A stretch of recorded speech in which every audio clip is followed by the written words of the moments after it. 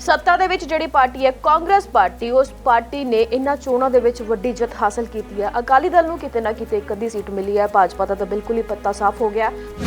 ਸਭ ਤੋਂ ਵੱਧ ਜੇ ਕਿਸੇ ਦੇ ਮੂੰਹ ਤੇ ਚਪੇੜ ਵੱਜੀ ਹੈ ਤਾਂ ਉਹ ਭਾਰਤੀ ਜਨਤਾ ਪਾਰਟੀ ਦੇ ਵੱਜੀ ਹੈ। ਅਕਾਲੀ ਦਲ ਤੇ ਭਾਰਤੀ ਜਨਤਾ ਪਾਰਟੀ ਦਾ ਤੋੜ ਵਿਛੋੜਾ ਭਾਵੇਂ ਅਜੇ ਤੱਕ ਕਿਸੇ ਦੇ ਗਲ ਚੋਂ ਨਹੀਂ ਉਤਰ ਰਿਹਾ ਕਿ ਇਹ ਵਾਕਈ ਟੁੱਟ ਗਏ ਨੇ। ਲੋਕ ਅਜੇ ਵੀ ਇਹ ਗੱਲ ਕਹਿੰਦੇ ਨੇ ਕਿ ਇਹ ਡਰਾਮੇਬਾਜ਼ੀ ਕਰਦੇ ਨੇ, ਕੋਈ ਇਹ ਅੱਡ ਉੱਡ ਨਹੀਂ ਹੋਏ ਹੈਗੇ। ਤੁਸੀਂ ਹੋਰ ਦੇਖੋਗੇ ਕਿ ਆਨੰਦਪੁਰ ਸਾਹਿਬ ਇੱਕ ਅਜਿਹਾ ਇਲਾਕਾ ਹੈ ਜਿੱਥੇ ਬਹੁ ਗਿਣਤੀ ਆਜ਼ਾਦ ਜਿੱਤ ਗਏ ਨੇ। ਆਜ਼ਾਦ ਵੀ ਕਿਹੜੇ, ਜਿਨ੍ਹਾਂ ਦੇ ਕੋਲੇ ਚੋਣ ਨਿਸ਼ਾਨ ਟਰੈਕਟਰ ਸੀ। ਇਹ ਜਿਹੜਾ ਦੇਸ਼ ਦਾ ਪ੍ਰਧਾਨ ਮੰਤਰੀ ਤੇ ਗ੍ਰਹਿ ਮੰਤਰੀ, ਖੇਤੀ ਮੰਤਰੀ, ਵਣਜ ਮੰਤਰੀ, ਇਹ ਸਾਰੇ ਜਿਹੜਾ ਇਹਨਾਂ ਨੂੰ ਮੈਨੂੰ ਲੱਗਦਾ ਕਿ ਸ਼ੀਸ਼ਾ ਦਿਸ ਗਿਆ ਹੋਣਾ ਹੈ ਕਿ ਅਗਲੇ ਸਮੇਂ ਵਿੱਚ ਕੀ ਹੋਣਾ ਹੈਗਾ।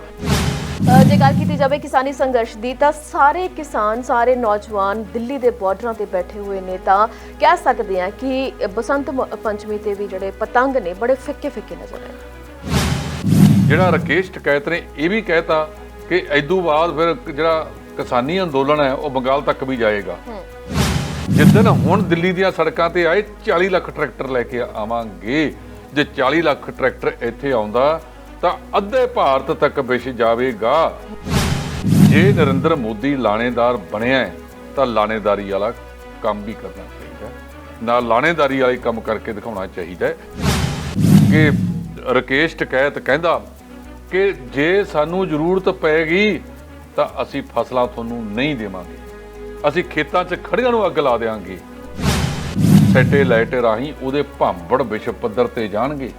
ਤੁਹਾਡੀ ਸਥਿਤੀ ਉਦੋਂ ਕੀ ਬਣੇਗੀ ਕਿ ਇੱਕ ਮੁਲਕ ਹੈ ਜਿਸ ਮੁਲਕ ਦੇ ਵਿੱਚ ਅੰਨਦਾਤੇ ਨੇ ਅੰਨ ਨੂੰ ਹੀ ਅੱਗ ਲਾ ਦਿੱਤੀ ਹੈ।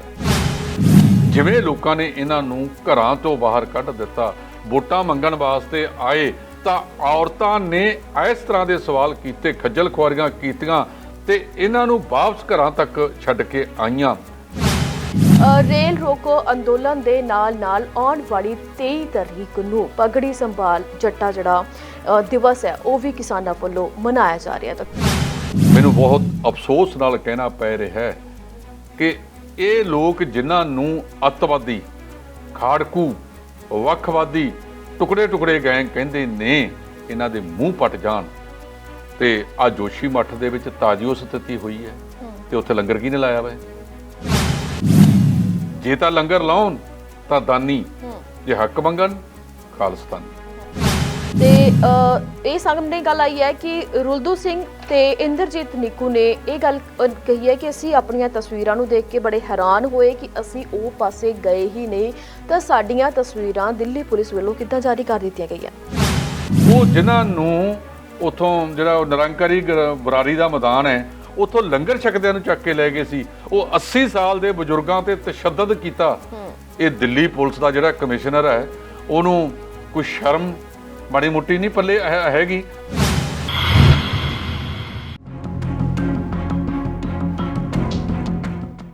ਸਤਿ ਸ਼੍ਰੀ ਅਕਾਲ ਜੀ, ਮੈਂ ਨਵਦੀਪ ਧਾਲੀਵਾਲ। ਤੁਸੀਂ ਵੇਖ ਰਹੇ ਹੋ ਸਾਡਾ ਖਾਸ ਪ੍ਰੋਗਰਾਮ ਵਾਰ ਸਤਵਾਰ। ਇਹ ਉਹ ਪ੍ਰੋਗਰਾਮ ਮੈਂ ਜਿਹੜਾ ਹੁੰਦਾ ਹਫ਼ਤੇ ਦੇ ਵਿੱਚ ਇੱਕ ਦਿਨ ਅਸੀਂ ਲੈ ਕੇ ਆਉਂਦੇ ਹਾਂ ਪੂਰੇ ਹਫ਼ਤੇ ਭਰ ਦੀਆਂ ਸਰਗਰਮੀਆਂ, ਉਹ ਸਰਗਰਮੀਆਂ ਜਿਹੜੀਆਂ ਹਰ ਵਕਤ ਸਭ ਦੀ ਜ਼ੁਬਾਨ ਤੇ ਹੁੰਦੀਆਂ ਨੇ। ਹਰ ਕੋਈ ਇਸ ਬਾਬਤ ਗੱਲਬਾਤ ਕਰਨੀ ਚਾਹੁੰਦਾ ਹੁੰਦਾ ਹੈ।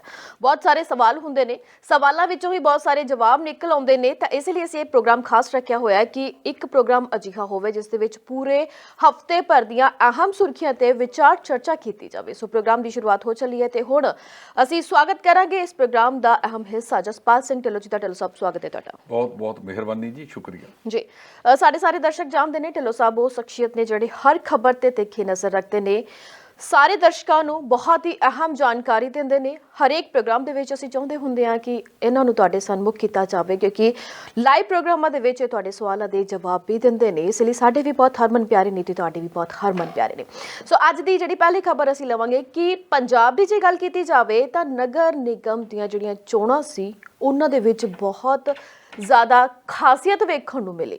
ਖਾਸੀਅਤ ਇਹ ਕਹਿ ਸਕਦੇ ਹਾਂ ਕਿ ਇੱਕ ਪੱਖ ਤੋਂ ਜੇ ਗੱਲ ਕੀਤੀ ਜਾਵੇ ਕਿਸਾਨੀ ਸੰਘਰਸ਼ ਦੀ, ਦੂਜੇ ਪੱਖ ਤੋਂ ਜੇ ਗੱਲ ਕੀਤੀ ਜਾਵੇ ਤਾਂ ਕਿਸੇ ਵੀ ਪਾਰਟੀ ਦੇ ਲਈ ਇਹਨਾਂ ਚੋਣਾਂ ਨੂੰ ਜਿੱਤਣਾ ਇਸ ਵਕਤ ਬਹੁਤ ਹੀ ਜ਼ਿਆਦਾ ਔਖਾ ਸੀ ਕਿਉਂਕਿ ਸਾਰੀਆਂ ਪਾਰਟੀਆਂ ਇਸ ਵਕਤ ਡਗਮਗਾ ਰਹੀਆਂ ਨੇ। ਜੇ ਅਕਾਲੀ ਦਲ ਦੀ ਗੱਲ ਕੀਤੀ ਜਾਵੇ ਤਾਂ ਅਕਾਲੀ ਦਲ ਕਈ ਪਾਸਿਆਂ ਤੋਂ ਵੱਖ-ਵੱਖ ਮੁੱਦਿਆਂ ਤੇ ਵੱਖ-ਵੱਖ ਮਾਮਲਿਆਂ ਤੇ ਘਿਰਿਆ ਹੋਇਆ। ਜੇ ਕਾਂਗਰਸ ਦੀ ਗੱਲ ਕੀਤੀ ਜਾਵੇ ਤਾਂ ਕਾਂਗਰਸ ਦੇ ਵਿੱਚ ਆਮ ਕਹਿਣ ਨੂੰ ਮਿਲਦਾ ਹੈ ਕਿ ਕਾਂਗਰਸ ਨੇਤਾ ਜੀ ਕੋਈ ਕੰਮ ਹੀ ਨਹੀਂ ਕਰਕੇ ਦਿੱਤਾ, ਤੇ ਆਮ ਆਦਮੀ ਪਾਰਟੀ ਦੀ ਗੱਲ ਕੀਤੀ ਜਾਵੇ ਤਾਂ ਆਮ ਆਦਮੀ ਪਾਰਟੀ ਦਾ ਵੀ ਉਹੀ ਹਾਲ ਹੈ। ਤਾਂ ਸੋ ਤਿੰਨੇ ਪਾਰਟੀਆਂ ਨਗਰ ਨਿਗਮ ਚੋਣਾਂ ਦੇ ਵਿੱਚ ਇਹਨਾਂ ਦੀ ਕੀ ਭੂਮਿਕਾ ਰਹੀ ਇਸ ਬਾਬਤ ਗੱਲਬਾਤ ਕਰਾਂਗੇ। ਪਰ ਤੁਹਾਨੂੰ ਦੱਸ ਦਈਏ ਕਿ ਸੱਤਾ ਦੇ ਵਿੱਚ ਜਿਹੜੀ ਪਾਰਟੀ ਹੈ ਕਾਂਗਰਸ ਪਾਰਟੀ, ਉਸ ਪਾਰਟੀ ਨੇ ਇਹਨਾਂ ਚੋਣਾਂ ਦੇ ਵਿੱਚ ਵੱਡੀ ਜਿੱਤ ਹਾਸਲ ਕੀਤੀ ਹੈ। ਅਕਾਲੀ ਦਲ ਨੂੰ ਕਿਤੇ ਨਾ ਕਿਤੇ ਇੱਕ ਅੱਧੀ ਸੀਟ ਮਿਲੀ ਹੈ, ਭਾਜਪਾ ਦਾ ਤਾਂ ਬਿਲਕੁਲ ਹੀ ਪੱਤਾ ਸਾਫ਼ ਹੋ ਗਿਆ। ਪਰ ਆਮ ਆਦਮੀ ਪਾਰਟੀ ਦੀ ਜੇ ਗੱਲ ਕੀਤੀ ਤਾਂ ਉਹਨਾਂ ਨੂੰ ਵੀ ਕਿਤੇ ਨਾ ਕਿਤੇ ਸੀਟਾਂ ਮਿਲੀਆਂ ਨੇ। ਸੋ ਇਹਨਾਂ ਸੀਟਾਂ ਤੇ ਕਾਬਜ਼ ਰਹਿਣ ਲਈ ਕਾਂਗਰਸ ਵੱਲੋਂ ਜੇ ਗੱਲ ਕੀਤੀ ਜਾਵੇ ਮੁੱਖ ਮੰਤਰੀ ਪੰਜਾਬ ਕੈਪਟਨ ਅਮਰਿੰਦਰ ਸਿੰਘ ਦੀ, ਤਾਂ ਉਹਨਾਂ ਵੱਲੋਂ ਸਾਰਿਆਂ ਦਾ ਧੰਨਵਾਦ ਕੀਤਾ ਜਾ ਰਿਹਾ ਹੈ। ਤਾਂ ਅਸੀਂ ਇਹ ਕਹਿ ਸਕਦੇ ਹਾਂ ਕਿ ਆਉਣ ਵਾਲੀਆਂ 2022 ਦੀਆਂ ਚੋਣਾਂ ਦੇ ਲਈ ਕਿ ਇੱਕ ਤਰ੍ਹਾਂ ਦਾ ਪੱਤਾ ਸਾਫ਼ ਹੋ ਚੱਲਿਆ ਕਿ ਲੋਕ ਕਿਹੜੀ ਪਾਰਟੀ ਨੂੰ ਪਸੰਦ ਕਰਦੇ ਨੇ, ਕਿਹੜੀ ਪਾਰਟੀ ਨੂੰ ਆਉਣ ਵਾਲੇ ਸਮੇਂ ਦੇ ਵਿੱਚ ਜਾਰੀ ਰੱਖਣਾ ਚਾਹੁੰਦੇ ਨੇ। ਤਾਂ ਇਹ ਕਿਸਾਨੀ ਸੰਘਰਸ਼ ਵੀ ਅਹਿਮ ਮੁੱਦਾ ਬਣਿਆ ਹੋਇਆ ਕਿਉਂਕਿ ਇਹ ਸਿਰਫ ਕੁਝ ਕੁ ਏਰੀਆ ਦੀਆਂ ਵੋਟਾਂ ਸੀ, ਪੂਰੇ ਪੰਜਾਬ ਦੀਆਂ ਵੋਟਿੰਗ ਨਹੀਂ ਸੀ। ਤਾਂ ਹਰ ਚੀਜ਼ ਨੂੰ ਮੱਦੇ ਰੱਖਦੇ ਹੋਏ ਅਸੀਂ ਇਹ ਸਾਰਿਆਂ ਤੇ ਗੱਲਬਾਤ ਕਰਾਂਗੇ ਢਿੱਲੋਂ ਸਾਹਿਬ ਨਾਲ। ਢਿੱਲੋਂ ਸਾਹਿਬ, ਤੁਹਾਡਾ ਇਸ ਬਾਰੇ ਕੀ ਕਹਿਣਾ? ਦੇਖੋ, ਜਿਹੜੀਆਂ ਇਹ 2022 ਦੀਆਂ ਚੋਣਾਂ ਨੇ, ਇਹਨਾਂ ਨੂੰ ਜਿਹੜੀਆਂ ਆ ਰਹੀਆਂ ਨੇ ਵਿਧਾਨ ਸਭਾ ਦੀਆਂ, ਉਹਦੇ ਮੱਦੇ ਨਜ਼ਰ ਇਹਨਾਂ ਚੋਣਾਂ ਨੂੰ ਅਕਸਰ ਇਹ ਕਿਹਾ ਗਿਆ ਸੀ ਕਿ ਇਹ ਸੈਮੀਫਾਈਨਲ ਹੈ ਜੀ। ਕੋਈ ਸ਼ੱਕ ਨਹੀਂ ਕਿ ਜਿਹੜਾ ਸਰਕਾਰਾਂ ਹੁੰਦੀਆਂ ਨੇ, ਸਰਕਾਰਾਂ ਦੇ ਪ੍ਰਭਾਵ ਇਹਦੇ ਤੇ ਹੁੰਦੇ ਨੇ। 2001 ਤੋਂ ਇਸ ਮਾਮਲੇ ਦੇ ਵਿੱਚ ਜਿਹੜਾ ਹੈਗਾ ਬੂਥ ਕੈਪਚਰ ਕਰਨੇ ਜਾਂ ਹੋਰ ਵਾਲਾ ਮਾਮਲਾ ਚੱਲਿਆ। ਜੇ ਆਪਾਂ ਕਹੀਏ ਕਿ ਪੂਰੀ ਤਰ੍ਹਾਂ ਨਿਰਪੱਖ ਤੌਰ ਤੇ ਇਹ ਚੋਣਾਂ ਹੋ ਗਈਆਂ, ਉਹ ਤਾਂ ਨਹੀਂ ਹੈਗਾ। ਜਿਹੜਾ ਸਰਕਾਰੀ ਧਿਰ ਹੁੰਦੀ ਆ ਉਹਦਾ ਪ੍ਰਭਾਵ ਤਾਂ ਉਹਦੇ ਤੇ ਰਹਿੰਦਾ ਹੈ। ਹੁਣ ਤੁਸੀਂ ਦੇਖੋ ਵੀ ਸਰਕਾਰੀ 2022 ਦੇ ਵਿੱਚ ਨਵੀਆਂ ਚੋਣਾਂ ਹੋਣੀਆਂ ਨੇ। 4.5 ਸਾਲ ਵਾਸਤੇ ਜਿਹੜਾ ਹੈਗਾ ਇਸੇ ਨਿਜ਼ਾਮ ਨੇ ਉੱਥੇ ਬੈਠਣਾ, ਇਹੀ ਆਗੂ ਉੱਥੇ ਬੈਠਣਗੇ। ਪਤਾ ਨਹੀਂ 2022 ਦੇ ਵਿੱਚ ਕੌਣ ਆਉਂਦਾ ਕੌਣ ਨਹੀਂ ਆਉਂਦਾ। ਤਾਂ ਸਾਰਿਆਂ ਨੇ ਜਦੋਂ ਜੇ ਇੱਕੋ ਪਾਰਟੀ ਦੇ ਹੋਣ ਤਾਂ ਥੋੜ੍ਹਾ ਜਿਹਾ ਕੰਮ ਕਰਨ ਦੇ ਵਿੱਚ ਸੌਖ ਰਹਿੰਦੀ ਹੈ। ਹੁਣ ਜਿਵੇਂ ਰੌਲਾ ਪਾਇਆ ਗਿਆ ਸੀ ਕਿ ਬਹੁਤ ਜ਼ਿਆਦਾ ਖਰਾਬਾ ਹੋਵੇਗਾ, ਠੀਕ ਹੈ, ਸਰਕਾਰੀ ਧਿਰ ਨੂੰ ਸਰਕਾਰ 'ਚ ਬੈਠਣ ਦਾ ਮੌਕਾ ਉਹਨਾਂ ਨੂੰ ਉਹਦਾ ਫਾਇਦਾ ਵੀ ਹੋਏਗਾ। ਉਹ ਕਈ ਥਾਵਾਂ ਤੇ ਜਿੱਤੇ ਵੀ ਨੇ, ਲੇਕਿਨ ਤਕਰੀਬਨ ਕਾਂਗਰਸ ਨੇ ਬਹੁ ਗਿਣਤੀ ਇੱਕ ਚੰਗੀ ਪਰਫਾਰਮੈਂਸ ਦਿੱਤੀ ਆ। ਪਰ ਜੇ ਨਿਰਪੱਖਤਾ ਨਾਲ ਕਰਾਈ ਜਾਂਦੀ ਤਾਂ 2022 ਬਾਰੇ ਪਤਾ ਚੱਲ ਜਾਂਦਾ ਕਿ 2022 ਦੇ ਵਿੱਚ ਕਾਂਗਰਸ ਖੜੀ ਕਿੱਥੇ ਜੀ ਹੈ। ਜੇ ਇਹਨਾਂ ਚੋਣਾਂ ਨੂੰ ਲੈ ਕੇ ਕਾਂਗਰਸੀਆਂ ਨੇ ਪੈਰ ਛੱਡ ਤੇ ਵੀ ਅਸੀਂ ਤਾਂ ਜਿੱਤ ਗਏ ਤਾਂ ਕਈ ਵਾਰੀ ਉਹ ਸਹੇ ਤੇ ਕੱਛੂ ਵਾਲੀ ਹੁੰਦੀ ਹੈ। ਸੋ ਮੇਰੇ ਕਹਿਣ ਦਾ ਮਤਲਬ ਇਹ ਹੈਗਾ ਕਿ ਇਹਨਾਂ ਚੋਣਾਂ ਦੇ ਵਿੱਚ ਜਿਵੇਂ ਲੋਕਾਂ ਨੇ ਸ਼ਮੂਲੀਅਤ ਕੀਤੀ, ਸਭ ਤੋਂ ਵੱਧ ਤੁਹਾਡੇ ਜ਼ਿਲ੍ਹੇ ਦੇ ਵਿੱਚ ਮਾਨਸਾ ਦੇ ਵਿੱਚ 83% ਲੋਕਾਂ ਨੇ ਵੋਟਾਂ ਪਾਈਆਂ, ਔਰ ਔਰਤਾਂ ਨੇ ਵੀ ਲਾਈਨਾਂ ਬੰਨ੍ਹ ਕੇ ਵੋਟਾਂ ਪਾਈਆਂ। ਸਭ ਤੋਂ ਘੱਟ ਜੇ ਵੋਟ ਪਈ ਆ ਮੋਹਾਲੀ ਦੇ ਵਿੱਚ ਪਈ ਹੈ। ਲੋਕਾਂ ਨੇ ਸ਼ਮੂਲੀਅਤ ਕੀਤੀ। ਲੋਕਾਂ ਦੀ ਵੱਡੇ ਪੱਧਰ ਤੇ ਸ਼ਮੂਲੀਅਤ ਕਰਨਾ ਆਪਣੇ ਆਪ ਦੇ ਵਿੱਚ ਇਹ ਅਹਿਮ ਹੈ। ਜਿਹੜੀਆਂ ਛੋਟੀਆਂ ਮੋਟੀਆਂ ਘਟਨਾਵਾਂ ਵਾਪਰੀਆਂ ਨੇ ਤੇ ਉਹ ਜੇ ਤੁਸੀਂ ਵੈਸੇ ਵੀ ਕਰ ਲਓ ਤਾਂ ਵੀ ਵਾਪਰ ਜਾਂਦੀਆਂ ਨੇ। ਅਦਰਵਾਈਜ਼ ਜਿਹੜੀਆਂ ਚੋਣਾਂ ਨੇ ਉਹ ਤਕਰੀਬਨ ਸੁੱਖ ਸ਼ਾਂਤੀ ਨਾਲ ਹੋਈਆਂ ਨੇ। ਜਿਹੜੀਆਂ ਘਟਨਾਵਾਂ ਵਾਪਰੀਆਂ ਨੇ ਜੇ ਉਹ ਨਾ ਵਾਪਰਦੀਆਂ ਤਾਂ ਚੰਗਾ ਸੀ। ਸਾਰਿਆਂ ਧਿਰਾਂ ਨੂੰ ਉਹਦੇ ਵਿੱਚ ਮਤਲਬ ਭਾਈਵਾਲ ਹੋਣਾ ਚਾਹੀਦਾ ਸੀ।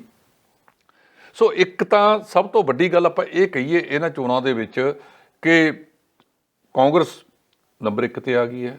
ਅਕਾਲੀ ਦਲ ਇਸੇ ਗੱਲ ਤੇ ਖੁਸ਼ ਹੋਇਆ ਫਿਰਦਾ ਕਿ ਅਸੀਂ ਦੂਜੇ ਨੰਬਰ ਤੇ ਆ ਗਏ ਹਾਂ ਸੀਟਾਂ ਦੇ ਮੁਤਾਬਕ।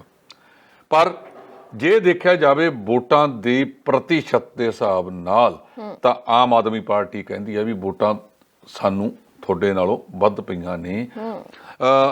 ਇੱਥੋਂ ਤੱਕ ਕਿ ਸਰਦਾਰ ਸੁਖਬੀਰ ਸਿੰਘ ਬਾਦਲ ਜਿਹੜੇ ਖੁਦ ਅਕਾਲੀ ਦਲ ਦੇ ਪ੍ਰਧਾਨ ਨੇ, ਜਦੋਂ ਇੱਕ ਮਹੱਤਵਪੂਰਨ ਲੋਕ ਸਭਾ ਚੱਲ ਰਹੀ ਸੀ ਉਹਨਾਂ ਦਾ ਉੱਥੇ ਵੀ ਘੱਟ ਜਾਣਾ, ਫਿਰ ਸਰਬ ਪਾਰਟੀ ਮੀਟਿੰਗ ਬੁਲਾਈ ਕੈਪਟਨ ਅਮਰਿੰਦਰ ਸਿੰਘ ਨੇ, ਉਹਦੇ ਵਿੱਚ ਵੀ ਨਾ ਜਾਣਾ। ਸਿਰਫ ਆਪਦੀਆਂ ਜਿਹੜੀਆਂ 2 ਇੰਟਰਸਟ ਵਾਲੀਆਂ ਸੀਟਾਂ ਨੇ, ਖਾਸ ਕਰ ਜਲਾਲਾਬਾਦ ਫਿਰੋਜ਼ਪੁਰ, ਵੱਧ ਸ਼ਮੂਲੀਅਤ ਉੱਥੇ ਕਰਨੀ, ਇਹਦੇ ਬਾਵਜੂਦ ਵੀ ਜੇ ਜਲਾਲਾਬਾਦ ਦੇ ਵਿੱਚ ਬੁਰੀ ਤਰ੍ਹਾਂ ਦੇ ਨਾਲ ਅਕਾਲੀ ਦਲ ਦਾ ਹਾਰ ਜਾਣਾ, ਇਹ ਜਿਹੜੀ 2022 ਦੀ ਤਸਵੀਰ ਹੈ ਉਸ ਨੂੰ ਕਾਫੀ ਕੁਝ ਬਿਆਨ ਕਰ ਰਿਹਾ ਹੈਗਾ। ਇਹ ਤਾਂ ਨਹੀਂ ਮੈਂ ਕਹਿ ਸਕਦਾ ਕਿ 2022 ਦੇ ਵਿੱਚ ਜੋ ਨਤੀਜੇ ਹੁਣ ਆਏ ਨੇ ਇਹੀ ਆਉਣਗੇ ਜੀ। ਪਤਾ ਨਹੀਂ ਉਦੋਂ ਤੱਕ ਕਿਹੜਾ ਕੋਈ ਨਵਾਂ ਇਸ਼ੂ ਆ ਗਿਆ, ਉਹਦੇ ਤੇ ਲੋਕਾਂ ਦਾ ਪਲਟ ਜਾਵੇ, ਸਾਰਾ ਸਿਸਟਮ ਹੀ ਪਲਟ ਜਾਵੇ। ਔਰ ਜਿਹੜਾ ਸਭ ਤੋਂ ਵੱਧ ਜੇ ਕਿਸੇ ਦੇ ਮੂੰਹ ਤੇ ਚਪੇੜ ਵੱਜੀ ਹੈ ਤਾਂ ਉਹ ਭਾਰਤੀ ਜਨਤਾ ਪਾਰਟੀ ਦੇ ਵੱਜੀ ਹੈ। ਪੰਜਾਬ ਦੇ ਭਾਰਤੀ ਜਨਤਾ ਪਾਰਟੀ ਦੇ ਉਹ ਆਗੂ ਜਿਹੜੇ ਨਰਿੰਦਰ ਮੋਦੀ ਦੇ ਕਹਿਣ ਦੇ ਉੱਤੇ ਕਠਪੁਤਲੀਆਂ ਵਾਂਗੂ ਨੱਚਦੇ ਫਿਰਦੇ ਨੇ, ਉਹ ਪੰਜਾਬ ਨਾਲ ਨਹੀਂ ਖੜੇ। ਚੰਗਾ ਤਾਂ ਇਹ ਸੀ ਕਿ ਜਿਹੜੇ ਇਹ ਪੰਜਾਬ ਦੇ ਆਗੂ ਹੈ ਇਹ ਅਗਵਾਈ ਕਰਦੇ, ਅੱਗੇ ਹੋ ਕੇ ਜਾਂਦੇ ਗ੍ਰਹਿ ਮੰਤਰੀ ਤੇ ਪ੍ਰਧਾਨ ਮੰਤਰੀ ਕੋਲ ਕਿ ਇਹ ਕਿਸਾਨਾਂ ਦਾ ਜਿਹੜਾ ਮੁੱਦਾ ਹੈਗਾ ਇਹਨੂੰ ਤੁਸੀਂ ਸੁਲਝਾਓ ਜੀ। ਉਹ ਜਿਹੜਾ ਖੇਤੀਬਾੜੀ ਮੰਤਰੀ ਹੈ ਹੁਣ ਤੱਕ ਤਾਂ ਉਹ ਪੈਰ ਨਹੀਂ ਲੱਗਣ ਦਿੰਦਾ ਸੀ ਕਿਸੇ ਦੇ, ਉਹਨੂੰ ਕਹਿਣਾ ਪੈ ਗਿਆ ਕਿ ਅਕਾਲੀ ਦਲ ਤੇ ਭਾਰਤੀ ਜਨਤਾ ਪਾਰਟੀ ਦਾ ਤੋੜ ਵਿਛੋੜਾ ਭਾਵੇਂ ਅਜੇ ਤੱਕ ਕਿਸੇ ਦੇ ਗਲ ਚੋਂ ਨਹੀਂ ਉਤਰ ਰਿਹਾ ਕਿ ਇਹ ਵਾਕਈ ਟੁੱਟ ਗਏ ਨੇ। ਲੋਕ ਅਜੇ ਵੀ ਇਹ ਗੱਲ ਕਹਿੰਦੇ ਨੇ ਕਿ ਇਹ ਡਰਾਮੇਬਾਜ਼ੀ ਕਰਦੇ ਨੇ, ਕੋਈ ਇਹ ਅੱਡ ਉੱਡ ਨਹੀਂ ਹੋਏ ਹੈਗੇ। ਚਲੋ ਇਸ ਵੇਲੇ ਦੇਖਣ ਨੂੰ ਤਾਂ ਅੱਡ ਅੱਡ ਲੱਗਦੇ ਹੈਗੇ ਨੇ। ਸੋ ਜਿੰਨਾ ਲੋਕਾਂ ਨੇ ਦਰਕਾਰਿਆ, ਦੂਜੇ ਪਾਸੇ ਜੇ ਅਕਾਲੀ ਦਲ ਦੀ ਗੱਲ ਕੀਤੀ ਜਾਵੇ ਤਾਂ ਉਹਨਾਂ ਦਾ ਇੱਕੋ ਇੱਕ ਆਗੂ ਜੀ ਬਿਕਰਮ ਸਿੰਘ ਮਜੀਠੀਆ, ਉਹ 10 ਸੀਟਾਂ ਆਪਦੇ ਇਲਾਕੇ ਮਜੀਠੇ ਤੋਂ ਜਿੱਤ ਗਏ ਨੇ। ਪਹਿਲਾਂ ਉਹ ਬਲਾਕ ਸੰਮਤੀਆਂ ਵੀ ਉਹਨਾਂ ਨੇ ਕਾਫੀ ਜਿੱਤੀਆਂ ਨੇ। ਇਹਦਾ ਮਤਲਬ ਜਿਹੜਾ ਬਿਕਰਮ ਸਿੰਘ ਮਜੀਠੀਆ ਜਿਸ ਤਰ੍ਹਾਂ ਦੀ ਸਿਆਸਤ ਆਪਦੇ ਖੇਤਰ ਦੇ ਵਿੱਚ ਕਰਦੇ ਨੇ, ਉਹਨਾਂ ਦੀ ਜਿਹੜੀ ਹਰਮਨ ਪਿਆਰਤਾ ਹੈ ਉਹ ਜਿਉਂਦੀ ਤਿਉਂ ਹੈ।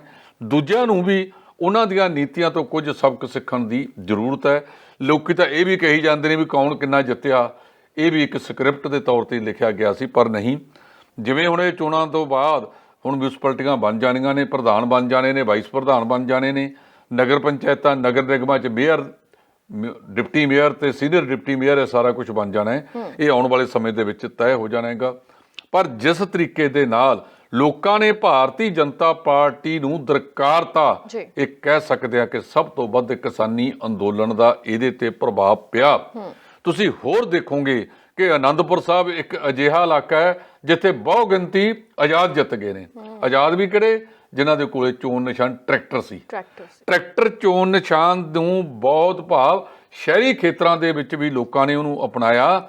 ਇਹ ਜਿਹੜਾ ਦੇਸ਼ ਦਾ ਪ੍ਰਧਾਨ ਮੰਤਰੀ ਤੇ ਗ੍ਰਹਿ ਮੰਤਰੀ, ਖੇਤੀ ਮੰਤਰੀ, ਵਣਜ ਮੰਤਰੀ, ਇਹ ਸਾਰੇ ਜਿਹੜਾ ਇਹਨਾਂ ਨੂੰ ਮੈਨੂੰ ਲੱਗਦਾ ਕਿ ਸ਼ੀਸ਼ਾ ਦਿਸ ਗਿਆ ਹੋਣਾ ਹੈ ਕਿ ਅਗਲੇ ਸਮੇਂ ਵਿੱਚ ਕੀ ਹੋਣਾ ਹੈਗਾ ਜੇ ਇਹਨਾਂ ਨੇ ਕਿਸਾਨਾਂ ਦਾ ਕੋਈ ਹੱਲ ਨਾ ਕੱਢਿਆ।